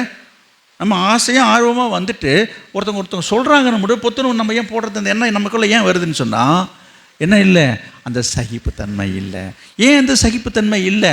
இது தேவை என்கிற ஒரு உணர்வு நமக்கு இல்லை. இதுவும் வாழ்க்கை, இதுவும் இந்த வழி, இதுவும் பாதை, இது தேவன் அனுமதிக்கிறாரு, ஆண்டவர் இப்படி தான் வரணும்னு சொல்லியிருக்கிறாரு, இந்த சிலுவை எடுத்துக்கொண்டு வாழ்ந்திருக்காரு. திரும்பவும் சொல்கிறேன், கிறிஸ்துவ நிமித்தம் இன்றைக்கு சபைக்கு வரும்பொழுது ஊழியத்தை நிமித்தமாக, சபையில் செய்கிற ஊழியங்கள் நிமித்தமாக, வேலை நிமித்தமாக பலர் பலவிதமாக பேசக்கூடும், பேசுவாங்க, பேசலாம், வரலாம். நான் பேசுவது சரி, நான் சொல்ல வரல. இந்த காரியத்தை எல்லாம் தாங்கி கொள்ளக்கூடிய பக்குவத்தை நம்ம அடையணும். இயேசு அந்த சிலுவையை தான் எடுத்துகிட்டு வாங்கன்றாரு. இன்றைக்கி அதை எடுத்துக்கிறதுக்கே நிறைய பேர் இஷ்டம் இல்லையே. என்னை யாரும் ஒன்றும் பேசக்கூடாது, என்னை யாரும் எதுவும் சொல்லிடக்கூடாது. இங்கே என்ன போட்டிருக்குது? மோசே என்ன சொல்கிறாரு? கிறிஸ்துவ நிமித்தம் வருகிற நிந்தை, ஐயோ எனக்கு அப்படியே அல்வா தொண்டை மாதிரின்னு சொல்கிறேன், ரொம்ப பாக்கியமாக. அப்போ உங்களை மற்றவங்க பழித்து பேசுகிறதும் இழித்து பேசுகிறதுலாம் கொடுத்து வச்சுக்கணுங்க. இப்படி சொன்னால் எப்படி இருக்கும்? இப்போ நான் சொல்கிற அந்த வார்த்தை இருக்கும், நல்லா இருக்கடா இவர் பேசுகிறது, இதுக்கெல்லாம் போய் கொடுத்து வைக்கணுமா? அப்போ எல்லாத்தையும் பேச்சு வாங்கிட்டு, பாட்டு வாங்கிட்டு, மொட்டு வாங்கிட்டு, ஐயோ நல்லா இருக்குது இந்த வாழ்க்கை, இதெல்லாம் ஒரு வாழ்க்கையா இது? அப்படி தானே உலகம் நினைக்குது. இன்றைக்கு விசுவாசிகளும் அப்படி தானே நினைக்கிறாங்க. நோ, நீங்கள் அவருடைய அடிசுவடை பின்பற்றி வரும்படியாக நமக்கு மாதிரியை வைத்துட்டு போனார். இயேசுவை நிந்திக்கலையா? உன்னை நீ தேவகுமாரனை ஆனால் சிலுவை விட்டு இறங்கு, உன்னையே காப்பாற்றிக்க ரட்சிக்க திராணி இல்லை. இவரெல்லாம் உலகத்தை திருத்த போகிறான். இயேசு சிலுவையில் தொங்கிட்டு இருக்கிறாரு, நிந்திக்கிறான். நான் நிந்தையை பற்றி சொல்லிட்டு வரேன். நிந்தை என்ன? இதுதான். அப்போ நம்ம மனசை ஏற்கனவே நம்ம நொந்து போய் உட்காந்துருக்குறோம், ஏற்கனவே நம்ம வெந்து போய் உட்காந்துருக்குறோம், ஏற்கனவே மனசு ரொம்ப கஷ்டத்தில் இருக்குது. அதில் இன்னும் குத்த வேண்டியது. குத்துறாங்க தானே சுற்றி இருக்கிறவங்க? ஆமாங்க, அதுதாங்க ரொம்ப கஷ்டமாக இருக்குது. ஏற்கனவே இயேசுநாதர் சிலுவையில் தொங்கிட்டு இருக்கிறாரு, ஏற்கனவே அந்த ஆணியால் அடிக்கப்பட்ட காயத்தினால் வேதனையால் அவர் தவிச்சிட்டு இருக்கிறாரு. ஈட்டியால் எடுத்து போய் விழாவில் குத்துறான். பைபிளில் போட்டிருக்குது. ரத்தமும் தண்ணீரும் புறப்பட்டு வருதான். கொஞ்சம் யோசித்து பாருங்கள். உங்களை அதுமாரி நீங்கள் ஏகப்பட்ட பாடு துன்பத்துக்குள்ளே போயிட்டு இருக்கும்போது அவங்க அக்கம் பக்கத்தில் உள்ளவங்க குத்துறாங்களா? குத்துட்டும். இயேசு எல்லாவற்றிலும் என்ன செய்தார்? பொறுமையாக இருந்தார். ஏன் பொறுமையாக இருந்தார்? இது பிதா எனக்கு நியமித்த வழி, பாதை, இதை தான் சிலுவை, இதை சுமந்துக்கிட்டு தான் வரணும்னு சொல்லியிருக்கிறார். அதனால் நான் அதை ஏற்றுக்கிறேன்றார். இப்போ நான் இந்த நாளிலே நீங்கள் தெரிஞ்சிக்க வேண்டிய ஒரு காரியம், அறிந்து கொள்ள வேண்டிய ஒரு காரியம் என்ன? இந்த சிலுவையை எடுத்துக்கொண்டு பின் செல்லாதவன் எனக்கு பாத்திரனே கிடையாது. அப்படிங்களா? நான் உண்மையே சொன்னேன். சிலுவை என்பது என்ன? நம்முடைய விருப்பத்தின்படி நடக்கிறது அல்ல. நம்முடைய விருப்பப்படி நம்முடைய வாழ்க்கையில் நடக்கணும்னு நீங்கள் எதிர்பார்க்கறது சிலுவை அல்ல. நீங்கள் நினைக்காததும், நீங்கள் எதிர்பார்க்காததும், நீங்கள் விரும்பாததும் உங்கள் வாழ்க்கையில் நடக்கும். நீங்கள் நான் அப்படிலாம் நடக்கும்னு நினைக்கல, அதுதான் நடக்கும். அப்படி நடக்கிறதையும் நீங்கள் என்ன செய்யணும்? அதெல்லாம் பாக்கியம்னு எடுத்துக்கிட்டு இயேசுவை பிடிச்சிட்டு போயிட்டே இருக்கணும். இயேசு பின்னால் நம்ம போய்கிட்டே இருக்கணும். இயேசு விரும்பி ஏற்றுக்கொண்டாரா சிலுவையை? பிதாவுக்காக தான் அவர் சுமந்தாரை தவிர அவர் என்ன செய்கிறார்? அவர் விருப்பப்படி செய்ததாக நம்ம சொல்ல முடியாது.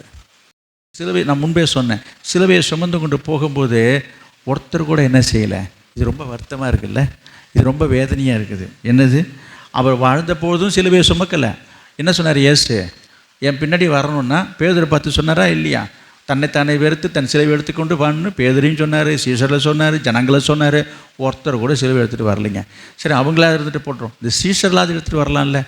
சீஷர்களும் என்ன செய்யலை, எடுத்துக்கொண்டு சுமந்து கொண்டு வரலை, உதவி செய்யலை. அப்போ இயேசு தன்னந்தனியாக தனிமையில் தான் அந்த சிலுவையை சுமந்துட்டு போயிருக்கிறார். அதானே உண்மை. நீங்கள் அந்த காட்சியை பாருங்கள், அந்த வேத பகுதியை படித்து பாருங்கள், அப்போ உங்களுக்கு தெரியும். அப்போ எங்கே போனாங்க? அந்த பேதுரு எங்கே போனார்? யோவா எங்கே போனார்? இருக்கிற இடமே தெரியல, எல்லாம் சீஷர்கள் சிதறி ஓடி போனார்கள் என்று இருக்குது. அம்போன்னு விட்டுட்டு போயிட்டாங்க. அப்போ ஒரு நிலைமை எப்படி இருக்கும்? நான் என்ன சொல்கிறேன், நீ சுமக்கல்னாலும் பரவாயில்ல, ஒரு கூட இருந்தால் ஒரு ஆறுதலாக இருக்கும்ல. நான் உங்களுக்கு சொல்கிறேன், உங்கள் வாழ்க்கையிலே நீங்கள் விசுவாச வாழ்க்கையிலே நடந்து போகும்போது இயேசுவை போல இது போல் ஒரு சோதனையை, வேதனையை, கஷ்டத்தை, நிந்தையை, அவமானத்தை நீங்கள் சந்திக்கும் பொழுது நீங்கள் தனிமையிலே தான் இருப்பீங்க. அப்போ கூட உங்களுக்கு ஒரு ஆறுதல் சொல்கிறதுக்கு ஒரு ஆள் இருக்காது. உங்கள் கூடவே உண்டு உறங்கி இருந்தவங்க கூட உன்னை திரும்பி பார்க்க மாட்டான், உங்களை மறந்துடுவான், ஒரு தூரத்தில் இருப்பான், உன்னை புறக்கணிப்பான். இதுதான் ரொம்ப மனசு ரொம்ப கஷ்டமாக இருக்கும். நடந்து போச்சுங்க. கூட இருந்தவன் அப்போ வந்து ஒரு பக்கத்தில் உட்கார்ந்தாலும் நமக்கு ஒரு மனசுக்கு ஆறுதல் தானே. பாருங்க, இப்படிப்பட்ட நேரத்தில் நான் அம்போன்னு விட்டுட்டு போனாக்கா உங்கள் மனசு எவ்வளோ தவிக்கணும் யோசித்து பாருங்கள். இதெல்லாம் இயேசு சந்தித்தார்னு போட்டிருக்குது. இதை ஆண்டவர் சொல்கிறாரு, நீங்களும் அதை சந்திப்பீங்கன்னு சொல்கிறாரு. அப்போ இந்த அனுபவத்துக்குள்ளே போகும்போது தான் நம்ம மனசு விட்டு போது விரக்தி அடைஞ்சு என்ன செய்யணும், வெக்ஸ் ஆகிடுறோம். என்ன வாழ்க்கை போய் நம்பினவங்களே எல்லாம் கைவிட்டு போட்டாங்க. ஆமாம், இயேசுநாதர் கூட இருந்தவங்களே இயேசுவை கைவிட்டு போயிட்டாங்க. என்ன செஞ்சாங்க நீங்கள் தான் சொல்லுங்களேன் பார்ப்போம்.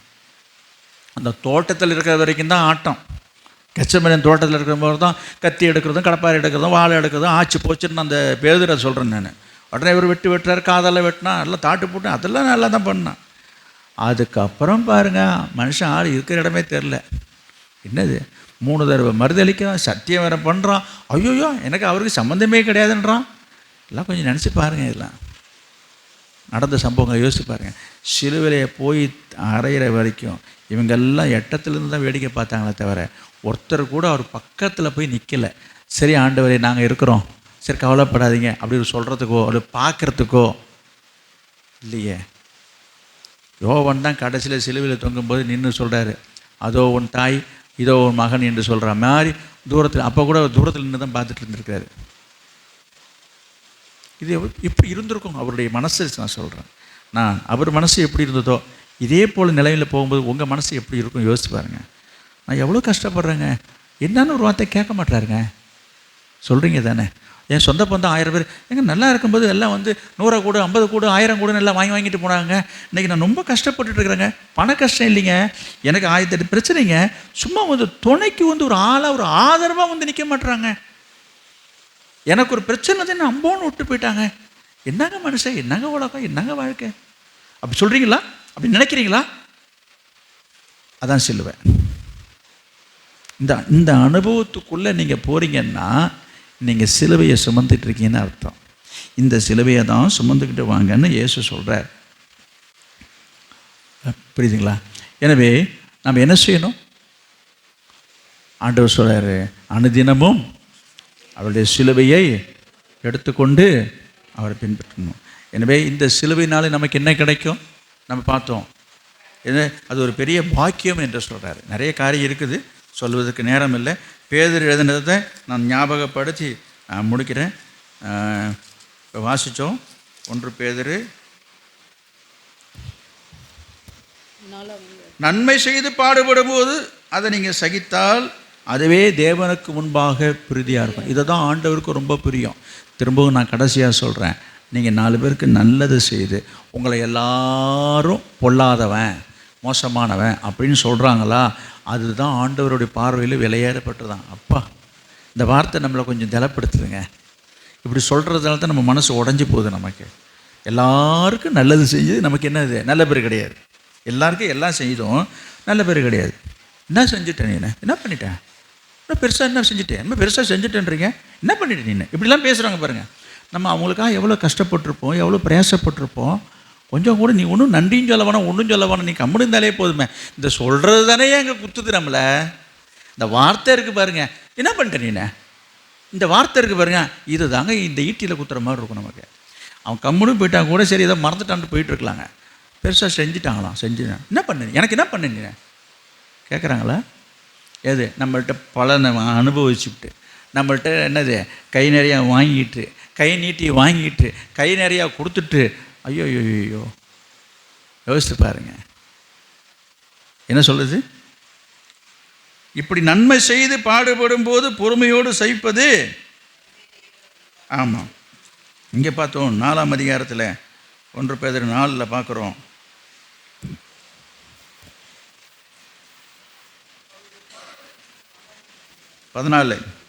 கிறிஸ்துவின் நாமத்தின் நிமித்தம் நிந்திக்கப்பட்டால் பாக்கியவான்கள். அதனால் நீங்கள்லாம் கொடுத்து வச்சவங்க, நீங்கள்லாம் பாக்கியசாலிகள். உங்களை அந்த மாதிரிலாம் கொடுமைப்படுத்துகிறாங்களா, உங்களை அப்படிலாம் மனசு புண்படுத்துகிறாங்களா, வேதனைப்படுத்துகிறாங்களா, கஷ்டப்படுத்துகிறாங்களா, இந்த மாதிரி நான் நிந்தையில் அவமானத்தில் தாங்க வாழ்ந்துக்கிட்டு இருக்கிறேன். என்னை எல்லாரும் முன்னாலையும் என்னை இப்படி தாங்க கேவலப்படுத்துகிறாங்க, என் குடும்பத்திலே அப்படி தாங்க பண்ணுறாங்க. நான் சொன்ன சீசர்களே அப்படி தான் பண்ணிட்டு போயிட்டாங்க. தெரியும் என்ன பண்ணாங்க, 3 தடவை மாதிரி சத்தியம் பண்ணிட்டு போல பேர். அதை விட என்னங்க வேணும்? கொஞ்ச நேரத்துக்கு முந்தி தான் வால் எடுத்து ஒரே வெட்டாக விட்டுறோம். அவ்வளோ வைராக்கியத்தை காட்டுறோம் இயேசுநாதர் மேலே. அடியே அப்பா, அதெல்லாம் நம்ம பார்க்கும்போது நமக்கு புல் அரிக்குதுங்க. நமக்கு டேப்பா ஏசுநாதன் மேலே என்ன விசுவாசம்னு. அடுத்த 1 மணி நேரத்தில் தடாலடியாக என்ன பண்ணிட்டேன், பெல்ட் அடிச்சிட்டேன். ஐயோ ஏசுவா எனக்கு தெரியவே தெரியாது. அப்புறம் தான் உன் தலைமையில சத்தியம் பண்ணுறான். சபிக்க தொடங்கலான்னு இருக்குது. கொஞ்சம் யோசித்து பாருங்க, ரொம்ப கஷ்டமாக இருக்குது. இதெல்லாம் நம்மளால் நினச்சி பார்க்கும்போது ஜீரணிக்க முடியல, இது கிரகித்து கொள்ள முடியல. அப்போ இயேசுடைய மனநிலைமை எப்படி இருக்கும்? இதே போல தானே உங்களுக்கும் நான் சொல்ல வரேன். அது போல தாங்க என் வாழ்க்கை நடக்குதுன்னு சொல்கிறீங்களா? அதுதாங்க சிலுவை. இந்த சிலுவை எடுத்துக்கொண்டு நம்ம என்ன செய்யணும்? அவரை பின்பற்றணும். எனவே இந்த உபதேசம் இன்றைக்கு நமக்கு தேவை. மோசே சொல்கிறாரு, என்னது, தேவ ஜனங்களோடு சேர்ந்து துன்பத்தை அனுபவிக்கிறதே பாக்கியன்றாரு. நிந்தை தான் எனக்கு பாக்கியன்றார். இப்படி ஒரு தாட்டுக்கு வாங்க. என்னது, யாருமே என்னமே சொல்ல மாட்டுறாங்களே. இங்கே பாருங்கள், நான் சொல்கிறது கொஞ்சம் வித்தியாசமாக இருக்கும். என்னங்க என்னை யாருமே திட்ட மாட்டுறாங்க, என்னை யாருமே சீன்னு சொல்ல மாட்டுறாங்க. நான் சொல்கிறது உங்களுக்கு சிரிப்பாக கூட இருக்கலாம். நீங்கள் வேணால் அப்படி அப்படி அப்படி அப்படி நினச்சி பாருங்கள். எதுக்கு என்ன இப்படி வித்தியாசமாக பேசுகிற? இன்றைக்கி ஒரு செய்தி கொடுத்தாரு, சிலுவையை பற்றிய உபதேசம். நம்ம பாடுபடணும், நிந்தையணும். நானும் தான் பார்க்குறேன், ஒருத்தருமே என்ன திட்டவும் மாட்டுறாங்க, பேசவும் மாட்டுறாங்க. 4 பேர் இப்படி பேசினா தானே எனக்கு என்ன உண்டாகும்? புரியலையா நான் சொல்கிறது? 4 பேர் நம்மளை பேசினா தான் நமக்கு அது பாக்கியம். புரியுதா உங்களுக்கு? அப்போ இதை நீங்கள் பாக்கியமாக கருதுனீங்கன்னா, நம்ம மற்றவங்க பேசும்பொழுது அது உங்கள் மனசை என்ன செய்யாது? கஷ்டப்படுத்தாது. நீங்கள் அதை பாக்கியமாக கருதாதனால தான் கோபம் வருது. விசுவாசமாவது ஒன்றாவது அதெல்லாம் காற்றுல பறந்துடுதுங்க. ஐயோ நீ விசுவாசி, அதெல்லாம் விடுங்க. நான் பைபிளை எடுத்துட்டேன்னு பார்க்குறேன். இங்கே பாருங்கள், அவங்க பேசுகிற வார்த்தையை பாருங்களேன். ஒரு டென்ஷனில் சில பேர் பார்க்குறேன், நான் பைபிளை நான் ஞானஸ்தானம் எடுத்துட்டேன், இல்லைன்னா நடக்கதே வேறு. நான் ரட்சிக்கப்பட்டுட்டேன், சபைக்கு போகிறேன், அதனால் நான் பார்க்குறேன். ஓ இல்லைன்னா என்ன பண்ணிக்கலாம்? இப்படிலாம் சொல்கிறாங்க, பேசுகிறாங்க. கோபம் வரும்போது, வேகம் வரும்போது பேசுகிறாங்க தானே. நான் உங்களுக்கு சொல்கிறேன், இந்த சத்தியத்தை நீங்கள் பிடித்து கொள்ளுங்க. இந்த சத்தியம் என்ன சொல்லுது?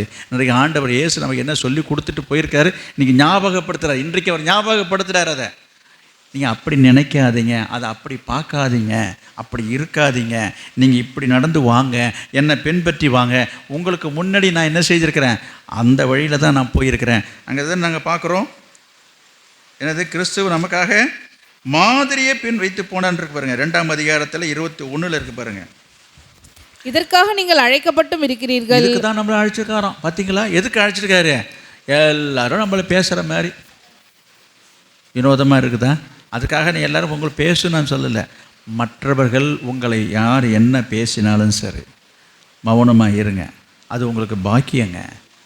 ஐயோ என்னால் முடியாதுப்பா, இந்த மாதிரிலாம் பேச்சு வாங்கிட்டு நம்மளால இருக்க முடியாதுப்பா. ஐயோ உங்கள் சத்தியத்தை நீங்களே வச்சிங்க, அப்படி சொல்லக்கூடாது இல்லையா? அப்போ அதுக்கு கிருபை இல்லை, கிருபை வேணும். அதனால தான் இயேசு என்ன செய்தார், கவனிங்க. அந்த சிலுவையை சந்திக்கிறதுக்கு முன்னதாக அவர் போய் ஜெபம் பண்ணுறாரு பாருங்க, கெத்செமனே தோட்டத்தில். ஆண்டவரே, இது என்னால் தாங்க முடியாது, இது என்னால் சகிக்க முடியாது, என்னால் பொறுக்க முடியாது, இது என்ன ரொம்ப கஷ்டமாக இருக்குது, நான் இந்த அடியெல்லாம் நினச்சாலே எனக்கு நடுங்குது அப்படின்னு போய் அழுது ஜெபம் பண்ணுறாரு. பிதா என்ன சொல்கிறாரு? பதிலே சொல்லலை. பதில் சொன்னார்? ஒன்றுமே சொல்ல. 2 தடவை சொல்லி பார்க்குறாரு, பதிலே கிடையாது. அப்படின்னு என்ன அர்த்தம்? நீ பட்டு தான் ஆகணுன்ட்டார். அப்போ அவருக்கு கிடைச்சது ஒன்றே ஒன்று, என்னது? அதை தாங்குவதற்கும் அதை சகிப்பதற்கும் அதை கடந்து செல்வதற்கு வேண்டிய கிருபையை பிதா அவருக்கு கொடுத்தார். உங்களுக்கு நான் அதை தான் சொல்கிறேன். இதை தாங்க முடியாது, இதை சகிக்க முடியாது, இதை பொறுக்க முடியாது, நீங்கள் கர்த்தருடைய சமூகத்தில் உட்காருங்க, கர்த்தர் உங்களுக்கு கிருபை தருவார். என்னால் தாங்க முடியலையே அப்படின்னு சொல்கிறீங்கல்ல, ஆமாம் தாங்க முடியாது தான். அப்போ அதுக்கு என்ன செய்யணும்? அதுக்கு கிருபை வேணும். அதுக்கு என்ன செய்யணும்? கெத்செமனே தோட்டத்துக்கு போக வேணாம்.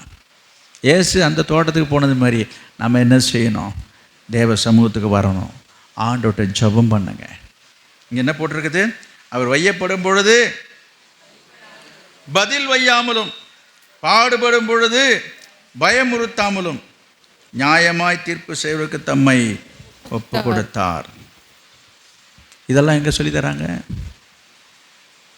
யோசிச்சு பாருங்க. இந்த உபதேசத்தை நிறைய பேர் கேட்காதனால தான் பதிலுக்கு பதில் பேசுகிறாங்க, பதிலுக்கு பதில் சண்டை பண்ணுறாங்க, பதிலுக்கு அவங்க ஒன்று பேசுனாங்க, இவங்க ஒன்று பேசுகிறாங்க. இங்கே போட்டிருக்குது வையப்படும் போது பதில் வையா. அப்போ அவங்க என்ன சொல்லி பேசிகிட்டே இருப்பாங்க, கேட்டுகிட்டே இருக்க சொல்கிறீங்களா? சிலர் சொல்கிறாங்க, ஏங்க அப்படிலாம் பண்ணுறீங்கன்னா, பின்னா அவங்க பாட்டு வாய்க்கு வந்து பேசிகிட்டு இருக்காங்க, காது பிடிச்சி போகுது, கேளுங்க. அக்கம் பக்கத்தில் எல்லாருமே தனியாக இருந்தாலும் பரவாயில்ல, 4 பேர் இருக்கும்போது என்ன அசிங்கமாக பேசிகிட்டு இருக்கிறாங்க, அப்படி எனக்கு கோவம் வராது, அதான் நான் கேட்டு விட்டேங்க. ஓஹோ, இது விசுவாசி. அவங்க சொல்கிற விளக்கம் அது என்ன போட்டிருக்குது? வையப்படும் பொழுது பதில் வையாமலும். பதில் பேசவே கூட கம்முன்னு இருக்கணும். அதெல்லாம் நம்மளால முடியாதுங்க. அப்புறம் பாடுபடும் பொழுது பயமுறுத்தாமலும் நியாயமாய் தீர்ப்பு செய்கிறவருக்கு தம்மை ஒப்புவித்தார். இதாங்க சிலுவை. தெரியுதா சிலுவைன்னா என்னன்னு? சும்மா பவுன்லேயும் வெள்ளிலையும் தங்கத்துலேயும் செஞ்சு போடுறது சிலுவை. இன்றைக்கு அநேக கிறிஸ்தவருக்கு சிலுவை என்னன்னு தெரியாமல் இன்றைக்கி சிலுவைக்கு முக்கியத்துவம் கொடுத்துருக்குறாங்க. ஆண்டவர் சொன்னது இதுதாங்க, இந்த சிலுவையை எடுத்துக்கொண்டு என்னை பின்பற்றி வாங்க. இந்த நாளிலே ஆண்டவர் உங்களுக்கு வைத்திருக்கிற நியமித்திருக்கிற சிலுவையை சுமந்து கொண்டு வர நீங்கள் ஒப்புக்கொடு. ஒரு தீர்மானம் செய்யுங்க. சும்மா போகிறது பிரயோஜனம் இல்லை. இன்றைக்கி சிலுவை பாடு தியானம், இன்றைக்கு ஆண்டவர் சிலுவை ரஞ்சனைன்னு வந்ததெல்லாம் சந்தோஷம்தான். வந்துட்டீங்க, நல்லது. ஒரு தீர்மானத்தோடு போங்க. நம்ம ஆண்டவருக்காக என்ன செய்யணும்? பாடுகளை சகிக்கணும், பாடுகளை சுமக்கணும், சிலுவையை சுமக்கணும். அப்போ சிலுவைன்னா என்ன? இதை மனசில் வைத்துக்கொண்டு நீங்கள் போங்க.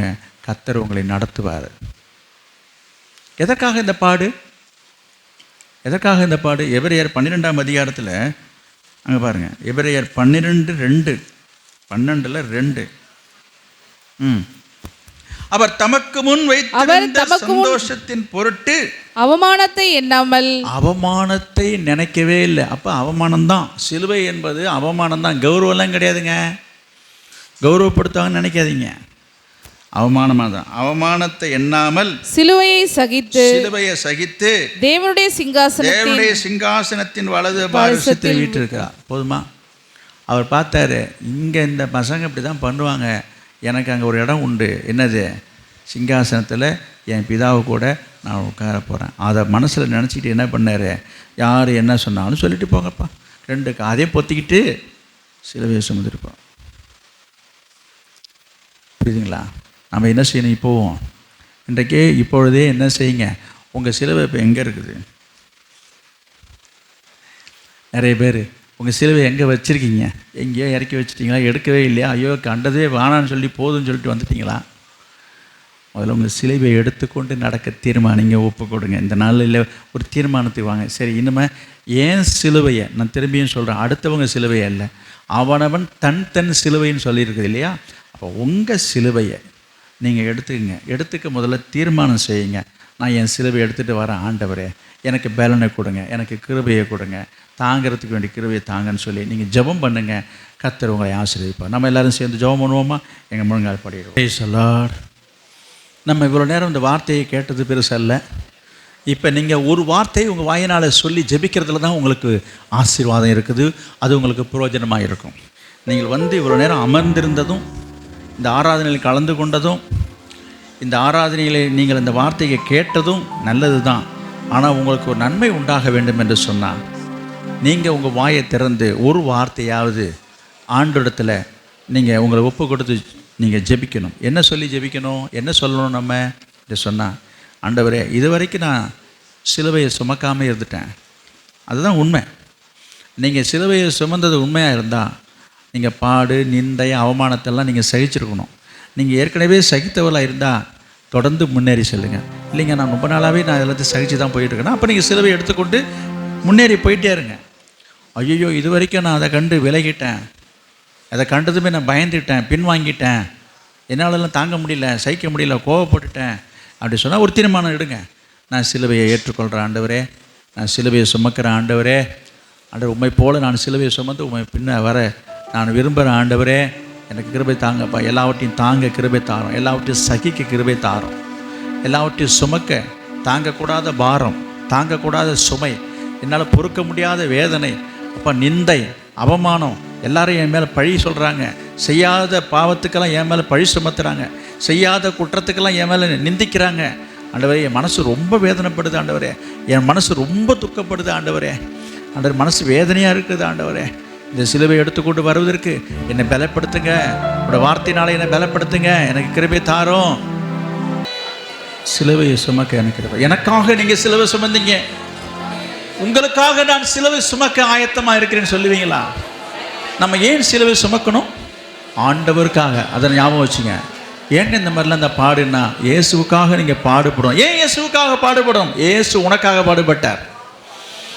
உன் பாவம் நீங்க, உன் சாபம் நீங்க, உனக்கு நித்திய ஜீவனை கொடுக்க இயேசு பாடுபட்டார். இப்போ நீங்க இயேசுவுக்காக பாடுபடணும்.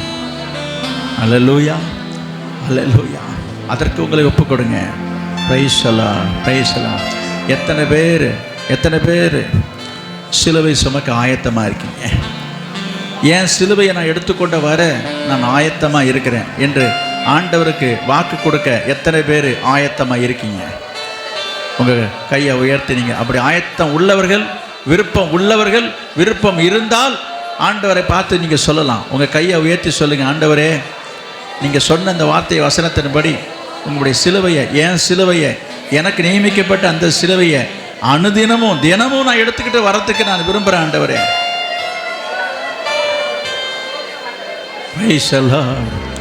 அல்லேலூயா, அல்லேலூயா. அநேக கரங்களை பார்க்க கர்த்தர் பார்க்கிறார். அநேக கரங்களை பார்க்கிறார். அல்லேலூயா. பரிசுத்தமுள்ள எங்கள் நல்ல பிதாவே, நாங்கள் உம்மை ஸ்தோத்திரிக்கிறோம்.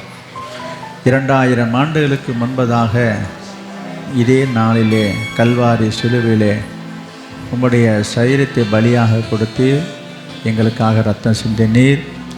இந்த உலகத்தினுடைய ஜனங்களுடைய பாவங்களுக்காகவும் சாபங்களுக்காகவும் உங்களுடைய ஜீவனை கொடுத்தீரப்பா. எங்களை வாழ வைக்க உங்களுடைய வாழ்க்கையை நீர் எங்கள் திறந்தீரப்பா. எங்களுக்கு ஜீவன் கொடுக்க உங்களுடைய ஜீவனை எங்களுக்காக கொடுத்தீரப்பா. இந்த நாளிலும் கர்த்தாவே, நாங்கள் உங்களுடைய சிலுவையை சுமந்து கொண்டு வர வேண்டும் என்று எங்களுக்கு கட்டளையிட்டிருக்கிறீர். இதனால் வரையும் இந்த சிலுவையை சுமக்காத உங்களுடைய பிள்ளைகள் இந்த நாளிலிருந்து சுமந்து வர, எடுத்துக்கொண்டு உண்மை பின்பற்றி வர, பின் செல்ல கிருபை தாங்கப்பா. தாங்க முடியாததை தாங்கிக் கொள்வதற்கு கிருபை தாரும். சகிக்க முடியாததெல்லாம் சகித்து கொள்வதற்கு கிருபை தாரும். பொறுக்க முடியாததெல்லாம் பொறுத்து கொள்வதற்கு வேண்டிய பொறுமையை தாருங்கப்பா. பொறுமையை தாரும், சகிப்புத்தன்மையை தாரும், அமைதியை தாரும், விட்டு கொடுக்குற மனப்பான்மையை தாரும். கல்வாரி அன்பினால் உள்ளத்தை நிரப்புங்கப்பா. உம்மை போல மாறணும், உம்மை போல வாழணும், உமக்காக வாழணும், உம்முடைய சித்தம் செய்யணும், உம்முடைய விருப்பத்தை நிறைவேற்றணும் ஐயா. பாடுகளையும் துன்பங்களையும் நிந்தைகளையும் அவமானங்களையும் சகிக்கின்ற ஒரு சிலுவை எடுத்துக்கொண்டு வர உதவி செய்யுங்கப்பா. மோசையை போல, பவுலை போல தேவ ஜனங்களோடு பாடுகளையும் நிந்தைகளையும் அனுபவிக்கிறதே பெரிய பாக்கியம் என்று கருதக்கூடியதாக, கிறிஸ்துவுக்காக நிந்தைய பாடு அனுபவிக்கிறது ஒரு பெரிய பாக்கியம் என்று சொல்லப்பட்டிருக்கிறதப்பா. ஆம் தகப்பனே, இனி வரும் காலங்களே அதை நாங்கள் அவமானமாக நினைக்காமல், இழிவாக அற்பமாக நினைக்காமல், எங்களுக்கு வருகிற பாடு துன்பம் உபத்திரம் எல்லாவற்றிலையும் உம்மை மேன்மைப்படுத்த, மகிமைப்படுத்த, பிரியப்படுத்த, சந்தோஷப்படுத்த, உம்மை கனப்படுத்த, உம்மை உயர்த்த அப்பா இந்த உள்ளங்களை தாங்கப்பா. ஒவ்வொருக்கும் அந்த இருதயத்தை தாங்கப்பா. ஒப்பு கொடுத்த அனைவரையும் நீ ஆசீர்வதி. இயேசுவின் நாமத்தில் ஜெபிக்கிறோம் பிதாவே, ஆமே. என் ஆத்துமாவே கர்த்தரை ஸ்தோத்திரி, என் முழுவதுமே அவருடைய பரிசுத்த நாமத்தை ஸ்தோத்திரி. என் ஆத்துமாவே கர்த்தரை ஸ்தோத்திரி, கர்த்தர் செய்த சகல உபகாரம் மறவாதே. ஆமே. நம்முடைய கர்த்தராகிய இயேசு கிறிஸ்துவினுடைய கிருபையும் பிதாவாகிய தேவனுடைய அன்பும் பரிசுத்த ஆவியானுடைய அந்யோன்ய ஐக்கியம் இப்பொழுதும் எப்பொழுதும் சதா காலங்களிலும் நம் அனைவரோடும் சகல பரிசுத்தவான் கூட தங்கியிருப்பதாக. ஆமென், ஆமென். Praise the Lord. கர்த்தர் உங்களோடு இருப்பாராக. கர்த்தர் உங்கள் அனைவரையும் ஆசீர்வதிப்பாராக.